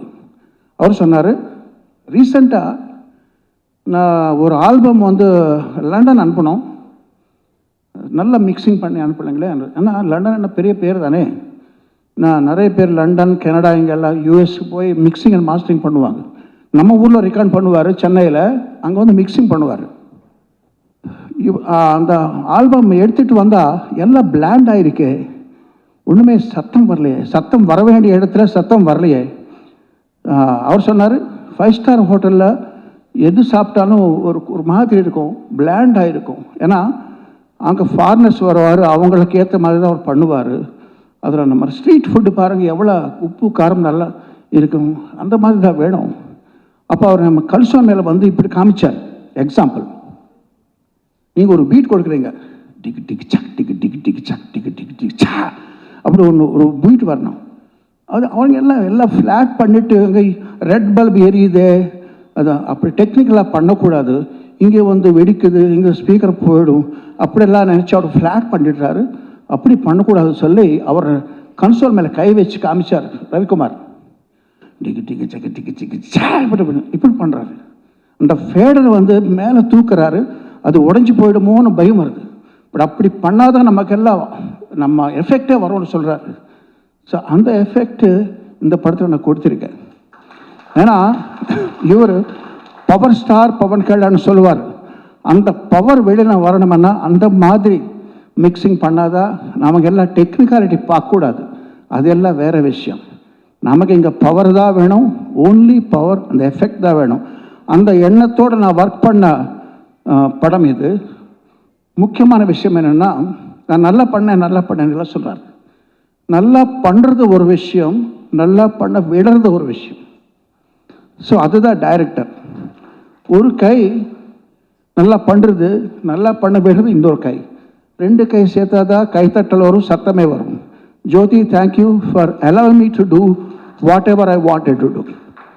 ஸோ இந்த படம் நல்லா சக்ஸஸ் ஆகி நம்ம ரத்னம் சாருக்கு நல்ல பேர், நம்ம பணம் கூட எடுத்துகிட்டு வரணும்னு நான் ஆசைப்பட்றேன். எல்லாருக்கும் வணக்கம், நன்றி. ப்ரெஸ் மீடியா எல்லாருக்குமே நன்றி சொல்லும். ஒரு 1 இயர் பேக் ரொம்ப மனசில் நினச்சிட்டு இருந்தேன். ஆக்சுவலாக ஆக்சிஜன் ஒரு தெலுங்கு படம் கோபிச்சந்த் வச்சு டைரக்ட் பண்ணேன் தெலுங்குல போய். அதுக்கப்புறம் இன்னொரு படம். ஸோ ஒரு 4 இயர்ஸாக நான் ஆந்திராவில் இருந்தேன், தமிழில் இல்லை. அதே மாதிரி தெலுங்கு படம் இந்த படம் ஆரம்பித்த அப்புறம் 4-5 இயர்ஸாக தமிழ்லேயும் படம் பண்ணல. சின்ன மனசில் ஒரு வருத்தம், என்னடா தமிழில் நம்ம படம் சூர்யா மூவிஸ் படம் எதுவுமே தமிழில் வரவே இல்லையே, ரொம்ப நாளாச்சு, திருப்பி எப்போ தமிழில் வந்து படம் பண்ணுவோம், எப்போ வந்து ஒரு சின்ன உள்ளுக்குள்ள ஒரு வெயிட்டிங்கில் இருந்தேன். அதே மாதிரி தமிழில் திருப்பி டைரக்டர் பண்ண ஒரு வாய்ப்பு கிடைக்குமா அப்படின்னு ஒரு மனசில் ஒரு ஃபீலிங் இருந்தது. பட் நான் ரியலைஸ் பண்ணல, நான் ஒரு பேன் இண்டியா படம் பண்ணிகிட்டு இருக்கேன். இந்த படம் வந்து மூலியமாக தமிழில் வந்து நம்ம தமிழ் மீடியா, நம்ம ப்ரெஸ் மீடியாவை, நம்ம ஃப்ரெண்ட்ஸ் எல்லாரையும் திருப்பி மீட் பண்ணுவேன்னு நான் எதிர்பார்க்கவே இல்லை. உங்களெல்லாம் மீட் பண்ணது ரொம்ப சந்தோஷமாக இருக்குது சார். இங்கே இருக்க நிறைய பேருக்கு நல்ல ஃப்ரெண்ட்ஸ், எல்லா ப்ரெஸ்லையும் எல்லாருமே திருப்பி ஒரு கிட்டத்தட்ட 3 இயர்ஸ் 4 இயர்ஸ் கழிச்சு மீட் பண்ணுறேன். I feel very happy and proud to meet everybody sir. Thank you so much. And first எங்கள் அப்பா பேசும்போது கொஞ்சம் எமோஷனாக பேசினாங்க. ஆனால் அதில் நிறைய அப்பா அவர் எவ்வளோ எமோஷன் என்னை பற்றி திங்க் பண்ணி கேர் பண்ணுறாரோ, அதே மாதிரி எங்கள் ஃபேமிலியை பற்றியும் என்னை பற்றியோ அவரோட பிளெஸ்ஸிங்ஸான்னு சொல்ல முடியாது. நிறைய இண்டஸ்ட்ரியில் நிறைய பேர் நிறைய ப்ரௌடாக ஃபீல் பண்ணி நிறைய பேசியிருக்காங்க. ஒரு சின்ன மூமெண்ட் வந்து நடுவில் நான் டைரக்ஷன் பண்ணலைங்க, டைரக்ஷன் பண்ணக்கூடாதுன்னு ஒரு கிட்டத்தட்ட ஒரு 8 இயர்ஸ் கேப் எடுத்தேன். அது காரணம் வந்து ஒரு தடவை பர்சனலாக அஜித் சாரை மீட் பண்ணப்போ அவர் ஒரு வார்த்தை என்ன சொன்னார், அப்பாவுக்கு ஏஜ் ஆகிட்டே இருக்குது, அப்பாவுக்கு நீ சப்போர்ட்டாக இருக்கணும், நீ படம் ப்ரொடக்ஷன் பார்த்துக்கோ, டைரக்ஷன் பண்ணாத ப்ரொடியூஸ் பண்ணு அப்படின்னாரு, உனக்கு நல்லா வரும் அப்படின்னு. அந்த ஒரு செகண்ட் நான் எதுவுமே யோசிக்கலை. சரி இவ்வளோ பெரிய ஸ்டாரு நம்மளை பற்றி யோசிக்கிறாரு, அப்பா பற்றி யோசிக்கிறாரு சொல்லி நான் டக்குன்னு அந்த செகண்டு டைரக்ஷன் டெலிட் பண்ணி ப்ரொடக்ஷன் ஸ்டார்ட் பண்ண வச்சேன். நான் ஒரே ஒரு வார்த்தை கேட்டேன், சார் பண்ணலாம் சார், பட் இந்த மாதிரி ப்ரொடக்ஷன் பண்ண இது பண்ணால் ரெகுலராக டேட்ஸ் வேணும், ஹீரோ வேணும்னாரு. ஒரே வார்த்தை சொன்னார், நான் கண்டினியூவாக படம் பண்ணுறேன்னாரு. ஸோ அப்படி பண்ணதான் ஆரம்பம், என்ன எறிந்தால் வேதாளம். ஸோ அவரோட இன்டென்ஷன் என்னென்னு கிளியராக புரிஞ்சது என்னென்னா, ரத்னம் சாரோட லெகசி கண்டினியூ ஆகணும், இந்த பேனர் கண்டினியூ ஆகணும், அதுக்கு நான் டேட் தரேன் அப்படின்னு. நடுவில் ஒரு 3 years கேப் இருந்தது நாங்கள் படம் பண்ணாமல், சூர்யா மூவிஸ். அவர் தான் வந்து ரீஸ்டார்ட் பண்ணார். இந்த வாய்ப்பு எனக்கு எப்பவுமே சொல்கிறதுக்கு சந்தர்ப்பம் வரல, பட் என் மனசுக்குள்ளேயே இருந்தது. திஸ் த ஃபஸ்ட் டைம் நான் இதை வெளியே ஷேர் பண்ணுறேன். திருப்பி அஜித் சாரோட ஒர்க் பண்ண வாய்ப்பு கிடைக்குமா தெரியல, பட் எனிவே ரொம்ப ரொம்ப தேங்க்ஸ் சார், நீங்கள் அவ்வளோ கேர் பண்ணி சொன்னது. அண்ட் அந்த 3 படம் சொன்ன மாதிரி பண்ணது. அதே மாதிரி அவர் ஒரு வேர்டு கொடுத்தா கீப் அப் பண்ணுவாருங்க, அதை மிஸ் பண்ணவே மாட்டார். யார் என்ன சொன்னால் அந்த டிசிஷனை மாற்றவே மாட்டார், அந்த வேர்டு தான். அதே மாதிரி திருப்பி அதே ஜர்னி முடிஞ்சு ஒரு ரிப்பீட் மோடில் வர மாதிரி ஒரு 8 years கழிச்சு நான் பவன் சாரை மீட் பண்ணப்போ பர்சனலாக பவன் சார் சொன்ன ஒரே வார்த்தை, ஜோதி எனக்கு ரத்னம் சார் ரொம்ப ரொம்ப பிடிக்கும், நான் எல்லாரும் என்னோட ஃபேனாக, நான் அவருக்கு ஒரு ஃபேன், அவரோட லெகசி கண்டினியூ ஆகணும், அதுக்காக தான் இந்த வாய்ப்பு உனக்கு தரேன்னு ஒரே வார்த்தை சொன்னார். நீ என்ன பண்ணுறது தெரியாது, நீ எவ்வளோ உழைக்கிறன்னு தெரியாது, இந்த படத்தை எப்படியே ஹிட் பண்ணணும், நெக்ஸ்ட் வேர்ட், இது 2 வேர்டு தான் சார் சொன்னார். அண்ட் சிரிப்பி சேம், அவரு கொடுத்த வேர்டை ஈக்குவலாக மீட் பண்ணார். ஸோ ஒரு 2-3 லெஜெண்ட்ஸ் வந்து இவ்வளோ கேர் பண்ணது எனக்கு ரொம்ப சந்தோஷமாக இருந்தது. இது எல்லாம் வந்து எனக்கு அப்பாவோட உழைப்போட பிளெஸிங்ஸ் தான் எனக்கு கிடச்சிது. அதை நான் என்ன எடுத்துக்கணும், இது எவ்ரிடே, இது எவ்ரி செகண்டும் நினச்சிட்டே இருப்பேன் மைண்டுக்குள்ளே, நம்மளை இவ்வளோ ட்ரஸ்ட் பண்ணுறாங்க, இதுக்கு நம்ம என்னென்ன செய்யணும் இதுக்கு அப்படின்ற சொல்லி தான் ஒர்க் பண்ணிட்டு இருந்தேன். ஸோ இந்த மாதிரி ஒரு வாய்ப்பு கிடைச்சது எனக்கு ஹரிஹர வீரமல்லு ப்ராஜெக்ட். அண்ட் இந்த ப்ராஜெக்ட்குள்ளே நான் என்ட்ரு ஆகும்போது இதில் நிறைய காம்ப்ளிகேஷன்ஸ் இருந்தது. அண்டு ஒரு பவன் சாரை பற்றி சொல்லணும்னா, பவன் கல்யாண் சார் வந்து it's not only actor, is ஒரு இன்டெலிஜென்ட் ஸ்மார்ட் பர்சன். சார் வந்து அவரே ஒரு டைரக்டர், பர்சனல் டைரக்டர். அவருக்கு டைம் கிடைக்கல, அவர் ஃபுல் அண்ட் ஃபுல் பாலிடிக்ஸில் இருக்கிறதுனால, சேவைகள் இருக்கிறதுனால அவர் டைம் கிடைக்காதனால ஒரு இந்த படத்தை அவரோட விஷன், இந்த வீரமல்லு படத்தை வந்து அவரோட பாயிண்ட் ஆஃப் வியூவில் நான் யோசிக்கும் போது இது ஒரு பேன் இண்டியா, ஒரு இந்தியா ஃபுல்லாக ரீச் பண்ணணும்னு அவரோட எஃபர்ட் போட்டிருக்காரு. இப்போ நீங்கள் பார்த்த அசுரனம் சாங் வந்து சாரே பர்சனலாக ஃபைட் கொரியோகிராஃப் பண்ண சாங்கு. அந்த ஒரு ஃபைட்டு மட்டுமே ஒரு 60 days எடுத்திருக்கோம், 60 நாள் எடுத்த ஃபைட் அது. அண்ட் அந்த அளவுக்கு அவர் பர்சனலாக உழைப்பு போட்டிருக்காரு. அவருக்கு பர்சனலாக மார்ஷல் ஆர்ட்ஸ் தெரியும். அண்ட் ஒரு ப்ரூஸ்லி ஒரு என்டர் த ட்ராகன் எப்படியோ அந்த மாதிரி ஒரு விஷயம் பண்ணியிருக்கார் சார் இதில், பவன் சார். ஸோ இந்த படத்துக்கு இன்னொரு இன்ஸ்பிரேஷன் எனக்கு என்னென்னா, பர்சனலாக இந்த படம் 16th century முகல் பீரியடில் நடந்த ஸ்டோரி. அண்ட் அவுரங்கசீப் பேக்ட்ராப்பில் நடந்த டைமில் நடக்கிற காலகட்டத்தில் நடக்கிற ஸ்டோரி. அண்ட் இந்த காலகட்டத்தில் அவுரங்கசீபாக ப்ளே பண்ணது பாபி டியோல் ரோல், இதில் பாபி டியோல் ப்ளே பண்ணுறாங்க. ஸோ ஒரு நாள் இந்த கதையை எப்படி கொண்டு போகணும், இது என்ன சொல்ல வரும் அப்படின்னு எனக்கே ஒரு நல்ல தாட்ஸ் இருக்கும்போது, ஒரு ட்ராவல் பண்ணும்போது எதாச்சுமா ஒரு வெரி ஓல்டு கப்புள்ஸ், இந்த தீர்த்த யாத்திரை பண்ணுற ஓல்டு கப்புள்ஸை மீட் பண்ணேன். அவங்க அப்போ தான் வந்து எல்லா ஜோதிலிங்கெல்லாம் விசிட் பண்ணிட்டு வந்தாங்க, வந்து அஜந்தா எல்லாரெல்லாம் போயிட்டு வந்தாங்க. அவங்கள மீட் பண்ணும்போது அவங்க மனசில் வந்து நான் என் மைண்டில் இந்த கதை எழுதிட்டுருக்கேன், அவுரங்கசீப் முகல் பீரியட் எழுதிட்டுருக்கேன். கரெக்டாக பார்த்தா எதிர்த்து அவங்கள மீட் பண்ணுறேன், ஒரு சம்மந்தம் மேலே ஒரு கான்வர்சேஷன் ஸ்டார்ட் ஆச்சு. அவங்க திடீர்னு பார்த்தா அவுரங்கசீப்பை திட்டுறாங்க. எனக்கு ஒன்றுமே புரியல. நான் ஒர்க் பண்ணுறதும் அவங்க பேசுகிறது கோயின்சிடன்ஸாக இருந்தது. என்னன்னு கேட்டால், நாங்கள் இப்போ தான் வந்து அஜந்தா எல்லாரும் சுற்றிட்டு வந்தோம், அங்கே இருக்கிற எல்லா ஸ்டாச்சுஸும் எல்லா ஃபேஸுமே வந்து எல்லாம் டெமாலிஷ் பண்ணிட்டாங்க, அது எங்களால் தாங்க முடியல, அவ்வளோ நம்மளோட கல்ச்சர், நம்மளோட ஹெரிட்டேஜை வந்து இப்படி டெமாலிஷ் பண்ணி இப்படி நம்மளுக்கு தெரியாத மாதிரி பண்ணணும்னு நினைக்கிறாங்கன்னு. அந்த ஒரு பாயிண்ட்டு தாங்க எனக்கு ஸ்பார்க், இந்த படத்தோட ஸ்பார்க். ஸோ இந்த ஹரிஹர வீரமல்லு படத்தில் பவன் சார் போர்ட்ரேட் பண்ணுற கேரக்டரே வந்து நம்மளோட ஹெரிட்டேஜ், நம்மளோட சம்பிரதாயம், நம்மளோட கல்ச்சர், நம்மளோட கோவில்கள், நம்மளோட ஜென்ரேஷனாக 1000 years வந்த நம்ம ஜென்ரேஷனை வந்து டெஸ்ட்ராய் ஆகக்கூடாது, அதை அடுத்த ஜென்ரேஷன் கொண்டு போய் சேர்க்கணுன்ற ஒரு இதுக்காக ஃபைட் பண்ணுறதா பவன் சாரோட கேரக்டர் ஹரிஹர வீரமல்லு. ஸோ இந்த சப்ஜெக்ட் நான் எழுதுனது தனியாக ஒரு 1 year 2 back எழுதி வச்சு அது ஒர்க் போயிட்டே இருக்குது. கோயின்சிடன்ஸாக honourable deputy chief minister Pawan sir வந்து ஆந்திராவில் அங்கே இருக்கிற திருப்பதி சம்பவத்துக்காக அவரும் போய் சனாதன தர்மத்துக்காக போய் பேச வேண்டிய சூழ்நிலை வந்தது. ஸோ இன் அண்ட் அவுட் இது ஒரு கோயின்சிடன்ஸ் ஆகி இந்த படம் வந்து ஒரு சனாதன தர்மம், ஒரு தர்மத்துக்காக சண்டை மாதிரி ஒரு படம் அமைஞ்சிருக்கு எனக்கு. It's all destiny. அண்ட் இந்த படம் பார்க்கும்போது உங்களுக்கு ஒவ்வொருத்தருக்கும் புரியும் நம்ம கல்ச்சர் எவ்வளோ இம்பார்ட்டன்ட், நம்மளோட பாரம்பரியம் எவ்வளோ இம்பார்ட்டன்ட், அதை வந்து அடுத்த ஜென்ரேஷனுக்கு நம்ம என்ன சொல்ல வரோம் அப்படின்றதுக்கு ரொம்ப இம்பார்ட்டன்ட். அதுக்காக ஃபைட் பண்ணுற ஒரு ஹீரோ தான் பவன் கல்யாண் சார். இதில் அவரை பற்றி சொல்லிட்டே போகலாம். ஒரு இன்சிடென்ட் என்னென்னா, நாங்கள் விஜயவாடாவில் ஷூட் பண்ணிகிட்ருக்கோம். பண்ணும்போது சார் இப்போ வந்து ஆக்சுவலாக டெப்டி சிஎம் ஆகிட்டாங்க. ஸோ அவரோட டைம் கிடைக்கிறது கொஞ்சம் இது, பிகாஸ் அவரோட மார்னிங்லேருந்து ஈவினிங் வரைக்கும் அவரோட அந்த இதில் இருக்கும்போது எங்களுக்காக ஒரு 400 பீப்புள் அங்கே குரு வந்து வெயிட் பண்ணுறோன்னு எங்களுக்காக வந்து ஒர்க் பண்ணிட்டு போவாங்க. ஒரு நாள் எங்கிட்ட வந்து பர்சனலாக ஒரே ஒரு வார்த்தை கேட்டார் சார். ஃபஸ்ட்டு வந்து சாரி என்னார். எனக்கு புரியல, அவ்வளோ பேர் சார் எதுக்கு சாரி சொல்கிறார் அப்படின்னு. இல்லை, எனக்கு இந்த மாதிரி வைசாக்கில் ஒரு இடத்துல வந்து ஒரு 7 பேர் வந்து ஒரு ஃபுட் பாய்சன் ஆகி சாகிற நிலைமையில் இருக்காங்க, நான் கொஞ்சம் அர்ஜென்ட்டாக போகணும், இன்றைக்கி போகலாமா அப்படின்னு வார்த்தை கேட்டார். எனக்கு ஷாக். அவர் சொல்லக்கூட தேவையில்லை, இட்ஸ் இம்பார்ட்டன்ட் இன்சிடென்ட்டு. ஸோ இங்கே வந்து நாங்கள் வெயிட்டிங்கில் இருக்கோம், இங்கே நடிச்சுக்கிட்டு எங்களையும் சாட்டிஸ்ஃபை பண்ணி, அதே மாதிரி அங்கே மக்களுக்கு ஒரு ப்ராப்ளம்னா அவர் அங்கேருந்து உடனே கிளம்பி அங்கே போய் அதையும் பார்த்துட்டு திருப்பி மறுநாள் திருப்பி ஷூட்டிங் வந்து 4 o'clock எழுந்திரிச்சு நைட் 11 o'clock தூங்குற வரைக்கும் ஒரு 24 hours வந்து மக்கள் பீப்புள் இதுதான் சார் மைண்டில் ரன் ஆகிட்டே இருக்குது. அவர் கூட க்ளோஸாக இருந்து பார்க்க போது எனக்கு தெரிஞ்சது அதுதான். அதே மாதிரி அவரை ஒருத்தர் மீட் பண்ணால் அவங்களோட ப்ராப்ளத்தை அவர் ப்ராப்ளமாக எடுத்து அதையே ஃபீல் பண்ணி இது இவங்களுக்கு எப்படி நல்லது செய்யலாம் அப்படின்ற யோசிக்கிற ஒரு நண்பர் பவன் கல்யாண் சார். அண்ட் அவர் கூட ஒர்க் பண்ணது, தேங்க்ஸ், மீட் பண்ணதுக்கோ ஒர்க் பண்ணதுக்கோ I am very proud and very happy. And தொடர்ந்து பார்ட் 2 கூட ஒர்க் பண்ணுவோம். அண்ட் படத்தை பற்றி பேசணுன்னா டெக்னிக்கலாக இட்ஸ் ஹை ஸ்டாண்டர்ட் படங்க இந்த படம். எனக்கு பேசிக்கலாக எனக்கு 18 ஃபஸ்ட்டு படம். அப்போ எனக்கு 20 years நான் அந்த படம் டைரக்ட் பண்ணும்போது அந்த படத்துலேயும் கிட்டத்தட்ட ஒரு 1 hour 15 minutes சிஜி இருக்கும், நிறைய 3D எலிமெண்ட்ஸ் இருக்கும், கிராஃபிக்ஸ் இருக்கும். ஸோ இது பீரியடுன்னு தொடரும்போது எப்படி இவ்வளோ ஹை ஸ்டாண்டர்ட் படத்தை நான் எடுக்கணும், எனக்கு இதுக்கு ஈக்குவலாக ஒரு கேமராமேன் வேணும்னு நான் யோசிச்சுட்டே இருந்தேன். எங்கேருந்து கரெக்டாக கோயின்சிடன்ஸாக மனோஜ் பரமசா ஃபேமிலி ஃப்ரெண்ட் அவரை மீட் பண்ணி அவர் மூலிமா எனக்கு நான் எவ்வளோ ஹை டெக்னிக்கலோ அவரும் ஒரு ஹை டெக்னிக்கலான இது. ஸோ 2 பேரும் சேர்ந்து ஒவ்வொரு ஷாட்டுமே ஒரு 5 கேமராஸ் அண்ட் இந்தியாவில் இருக்க எல்லா டெக்னாலஜி யூஸ் பண்ணிட்டோம். இந்தியாவில் பார்த்தாலும் ஃபாரினில் இருக்க எல்லா டெக்னாலஜி யூஸ் பண்ணி இந்த படத்துக்கு கிட்டத்தட்ட ஒரு 1000 அனிமேட்டர்ஸ் ஒர்க் பண்ணுறாங்க. 1000 பேர் ஒர்க் பண்ணிட்டு இருக்காங்க டே நைட் இந்த படத்துக்காக. ஸோ வேர்ல்டு வைட் இருக்க எல்லா கிராஃபிக்ஸ் கம்பெனியும் ஹையர் பண்ணியிருக்கோம். ஸோ இது ஆன் ஸ்க்ரீன் பார்க்கும்போது இந்தியன் ஸ்க்ரீனில் எப்போவுமே ரத்னம் சார் படம்னா நம்ம தெரியும், அந்த டைமில் அந்த காலகட்டத்தில் ஒரு பெரிய ஸ்டாண்டர்டான படமாக இருக்கும். இது ஸ்டாண்ட் அவுட் படமாக இருக்கும். எதுக்கு இதுக்கு 3-4 years லேட் ஆச்சு அப்படின்றத அதுக்கு பூர்த்தி செய்கிற ஒரு படமாக இருக்கும். And especially last 10 minutes of the படம் வந்து it will break full Indian ஸ்க்ரீனுங்க. I'll be spectacular. அண்ட் இந்த படத்தில் ஒர்க் பண்ண நிதி மேடம் சொல்லணும். அண்ட் நிதி நான் ஜாயின் பண்ணும்போது கொஞ்சம் வரியாக இருந்தாங்க, எப்படி ஒரு படம் இவ்வளோ ஆச்சு, அவங்க ரோல் என்ன எப்படி இருக்கும்னு சொல்லி. பட் அவங்களோட க்யூட் மூமெண்ட்ஸ், அவங்களுக்கும் சாருக்கு இருக்கிற கெமிஸ்ட்ரி நல்லா ஒர்க் அவுட் ஆச்சு.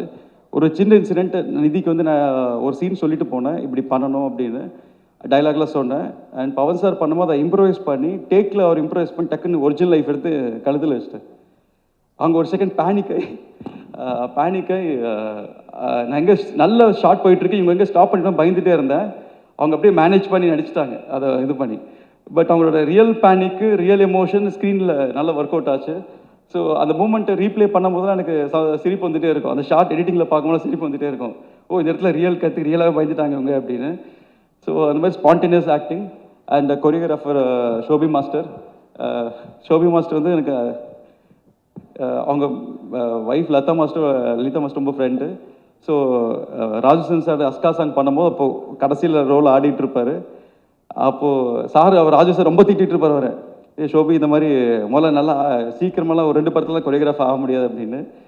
சிரிப்பாக இருக்கும் அதெல்லாம் பார்க்கும்போது. பட் கொஞ்ச நாள் கழிச்சு சார் கரியர் ஸ்டார்ட் பண்ணதுக்கப்புறம் எனக்கு தெரிஞ்ச ஆக்டர்ஸ் அண்ட் ஆக்டர்ஸ் நண்பர்கள் சொன்னாங்க, ஷோபின் புது கொரியோகிராஃபர் வந்திருக்காரு, எக்ஸ்ட்ரா நிறையா பண்ணுறாங்க அப்படின்னு. அப்போ எனக்கு ரொம்ப ப்ரௌடாக இருந்தது. பரவாயில்லையே, நம்ம தெரிஞ்ச ஒருத்தர்களாக அப்புறம் கோஇன்சிடன்ஸ் அப்புறம் போக போக எல்லாம் ஃப்ரெண்ட்ஸ் ஆகிட்டோம். So it was very happy working with Shobi sir. And படத்தில் ரொம்ப தேங்க்ஸ் சொல்லணும், நாசர் சார் பண்ணதுக்கு ரொம்ப தேங்க்ஸ் சொல்லணும். அண்ட் அப்பாவுக்கு family friend. And Sathyaraj sir, I am very happy meeting you, working with you. ஏன்னா நான் உங்களோட பெரிய ஃபேன். அமைதிப்படையிலேருந்து உங்கள் எல்லா படமும் விடாமல் பார்த்துப்பேன், உங்கள் டைலாகில் மெமரைஸ் பண்ணிகிட்டே இருப்பேன். இன்றைக்கும் நான் இங்கே வந்து ஷார்ட்டில் நடிக்கும் போது நான் கேரக்டர் ஆர்டிஸ்ட்டாக பக்கத்தில் ஹீரோவை தான் பார்த்துட்டு இருந்தேன். நீங்கள் வரும்போது போகும்போது அப்படி தான் நினச்சிருப்பேன், எப்போ நம்ம ஃபீல் பண்ணுற ஹீரோவை கூட நம்ம வந்து ஒர்க் பண்ணுறோன்ற ஒரு ஃபீலிங் இருந்தது. முக்கியமாக எனக்கு உங்களோட எம்ஜிஆர் ஸ்டைல் ரொம்ப பிடிக்கும் சார். அண்ட் நான் உங்களோட பாடி லாங்குவேஜ், உங்களோட எம்ஜிஆர் ஸ்டைல் எல்லாமே அது ரொம்ப பிடிக்கும். அந்த மாதிரி ஒரு விஷயம் பண்ணியிருக்கேன். இப்போ பவன் சார் வந்து டெப்டி சிஎம் ஆனதுக்கப்புறம் ஜென்ரலாக கமர்ஷியல் சாங்ஸ் வைக்க முடியாது. ஏன்னா சார் வந்து ஒரு டூயிட் பாட முடியாது, ஒரு இது ஆட முடியாது. அப்படின்னும் நான் கொஞ்சம் யோசித்து பார்த்து சரி தெலுங்குல தத்துவ பாடல்கள் ஒரு கான்செப்ட் கிடையாது, பட் தமிழில் நம்ம எல்லா எம்ஜிஆர் சாங்ஸும் ஒரு தத்துவ பாடலாக இருக்கும். ஸோ அந்த மாதிரி ஒரு சாங் பண்ணலாம், தெலுங்குல ஒரு டைம் பண்ணலான்னு சொல்லிட்டு தான் அந்த கேட்கணும் குருவே சாங் ஃபஸ்ட்டு பண்ணது சார். அந்த லிரிக்ஸ் எழுதிட்டு போய் நான் கிர்வாணி சாருக்கு எனக்கு அது ஃபஸ்ட் இன்ட்ராக்ஷன். ஃபஸ்ட்டு சாரை பார்க்கும்போது எனக்கு ஒரு பயம், நம்ம லிரிக்ஸ் எழுதிட்டோம், டியூன் இல்லை, சார் அக்செப்ட் பண்ணுவாரா இல்லையான்னு ஒரு பயத்தில் போய் பயத்தோடு தான் காமிச்சேன். அண்டு சார் யார் எழுதுனாரு சார், ஒரு பென்சில்தாஸ் ஒரு சிங்கர் ரைட்டர் சார், வில்லேஜில் இருப்பாருன்னு, ரொம்ப நல்லா இருக்குன்னு சொல்லி சார் சொன்னார் இது பவன் சார் பண்ணால் நல்லா இருக்கும்னு. நான் பாடுவாரா சார் அப்படின்னு நான் கேட்குறேன் அப்படின்னாரு சொல்லி அப்புறம் போய் பவன் சாரை மீட் பண்ணப்போ சாருக்கு லிரிக்ஸ் சார் எக்ஸைட் ஆகி அப்புறம் அவர் எப்படி பாட வைக்கிறது, சார் விஜயவாடாவில் இருக்கார் அண்டு கிர்வாணி சார் ஹைதராபாத்தில் இருக்கார், எப்படி பாட வைக்கிறதுன்னு அந்த ஷூட்டிங்கில் நம்ப மாட்டீங்க. கிர்வாணி சார் பவன் சார் பாட வைக்கிறதுக்காக விஜயவாடா வந்தார், இங்கே வந்த மாதிரி ஃபுல் டீமோட வந்தார். சார் ஆஃபீஸில் செட்டப் பண்ணி அங்கேயே பாட வச்சு அப்படியே ஷூட்டிங், அங்கேயே பாட வச்சு லைவாக ஷூட்டிங், அந்த மாதிரி அந்த சீக்வன்ஸ் பண்ணோம். அதுக்கு கிர்வாணி சாரோட எனர்ஜி ரொம்ப ப்ளஸ்ஸு அண்டு சார் பவன் சாரோட எனர்ஜி ரொம்ப ஹெல்ப் ஆச்சு. அதே ஸோ கிர்வாணி சார் பற்றி சொல்லணும்னா சொல்லிட்டு போகலாம் சார். இங்கே இந்த படத்தில் நிறைய லெஜெண்ட்ஸோட ஒர்க் பண்ணியிருக்கேன். Keeravani sir, Thotatharani and father AM Ratnam. So இவங்களோட நான் பேசும்போதோ ஒர்க்கிங் ஸ்டைல் பண்ணும்போதோ ஒரு பயம் இருக்கும் உள்ள, ஏன்னா அவங்களுக்கு எல்லாமே தெரியும், நம்ம என்ன பேசினாலும் என்ன சொல்ல வரும் முன்னாடியே தெரியும், சொல்கிறதுக்கு முன்னாடியே. ஸோ அதனால் சரி ப்ரிசைஸாக நம்ம ஒர்க்கு அதுக்கு என்ன தேவை அது கரெக்டாக புரிஞ்சுக்கிட்டு எனக்கு எல்லாத்தையும் பூர்த்தி செஞ்சாங்க. தோட்டாத்தனி சார் சொல்லி ஆகணும், அவருக்கு இந்த படம் அந்த ஷூட்டிங்கில் கொஞ்சம் அவர் கண்ணு ப்ராப்ளம் வந்தது. அவர் பெரிய ஆர்டிஸ்ட், அவர் இப்போ எதுவுமே ஸ்கெட்ச் போடணும் எல்லாம் போடணும், கொஞ்சம் கண் பார்வை கம்மியானாலும் டே அண்ட் நைட் வந்து செட்டில் உட்காந்துட்டு ஸ்ட்ரெயின் ஆகி இந்த ஏஜில் ஸ்ட்ரெயின் ஆகி நானும் கேட்பேன், எங்கள் அப்பாகிட்ட கேட்பேன், தோட்டா சார்ட்டு கேட்பேன், எதுக்கு நைட் உட்காந்துட்டு இருக்கீங்க கிளம்புங்க அப்படின்னு. ஆனாலும் இல்லாமல் பிடிவாதமாக உட்காந்து அதோட சினிமா நேசிப்பாங்க சொல்லுவாங்க அந்த எனர்ஜியோட. இன்னைக்கு திருப்பி சொல்கிறேன் சார், நிறைய நியூ ஜென்ரேஷன் வந்திருக்கும், நான் இப்போ 3rd ஜென்ரேஷன் நானும் பார்க்குறேன். பட் அவங்க ப்ரூவ் பண்ண மாதிரி அவங்களோட உழைப்பு மாதிரி அதை ஒரு 25% தான் சார் இன்னைக்கு எல்லாருமே பண்ணுறாங்க. பட் அந்த மாதிரி ஜென்ரேஷன் ஆளுங்களை அப்போ பார்க்கறது ரொம்ப ரொம்ப கஷ்டம். ஐ am very fortunate to work with all the legends. And Harihara Veeramallu எல்லாருமே எக்ஸ்பெக்ட் பண்ண மாட்டாங்க, எப்படி இருக்கும் எந்த மாதிரி இருக்கும்னு யாருக்கும் எக்ஸ்பெக்டேஷன் கிடையாது. But expect the unexpected movie. இது இந்தியாவுக்கு ஒரு பெரிய மைல் ஸ்டோனாக இருக்குது இந்த படம்.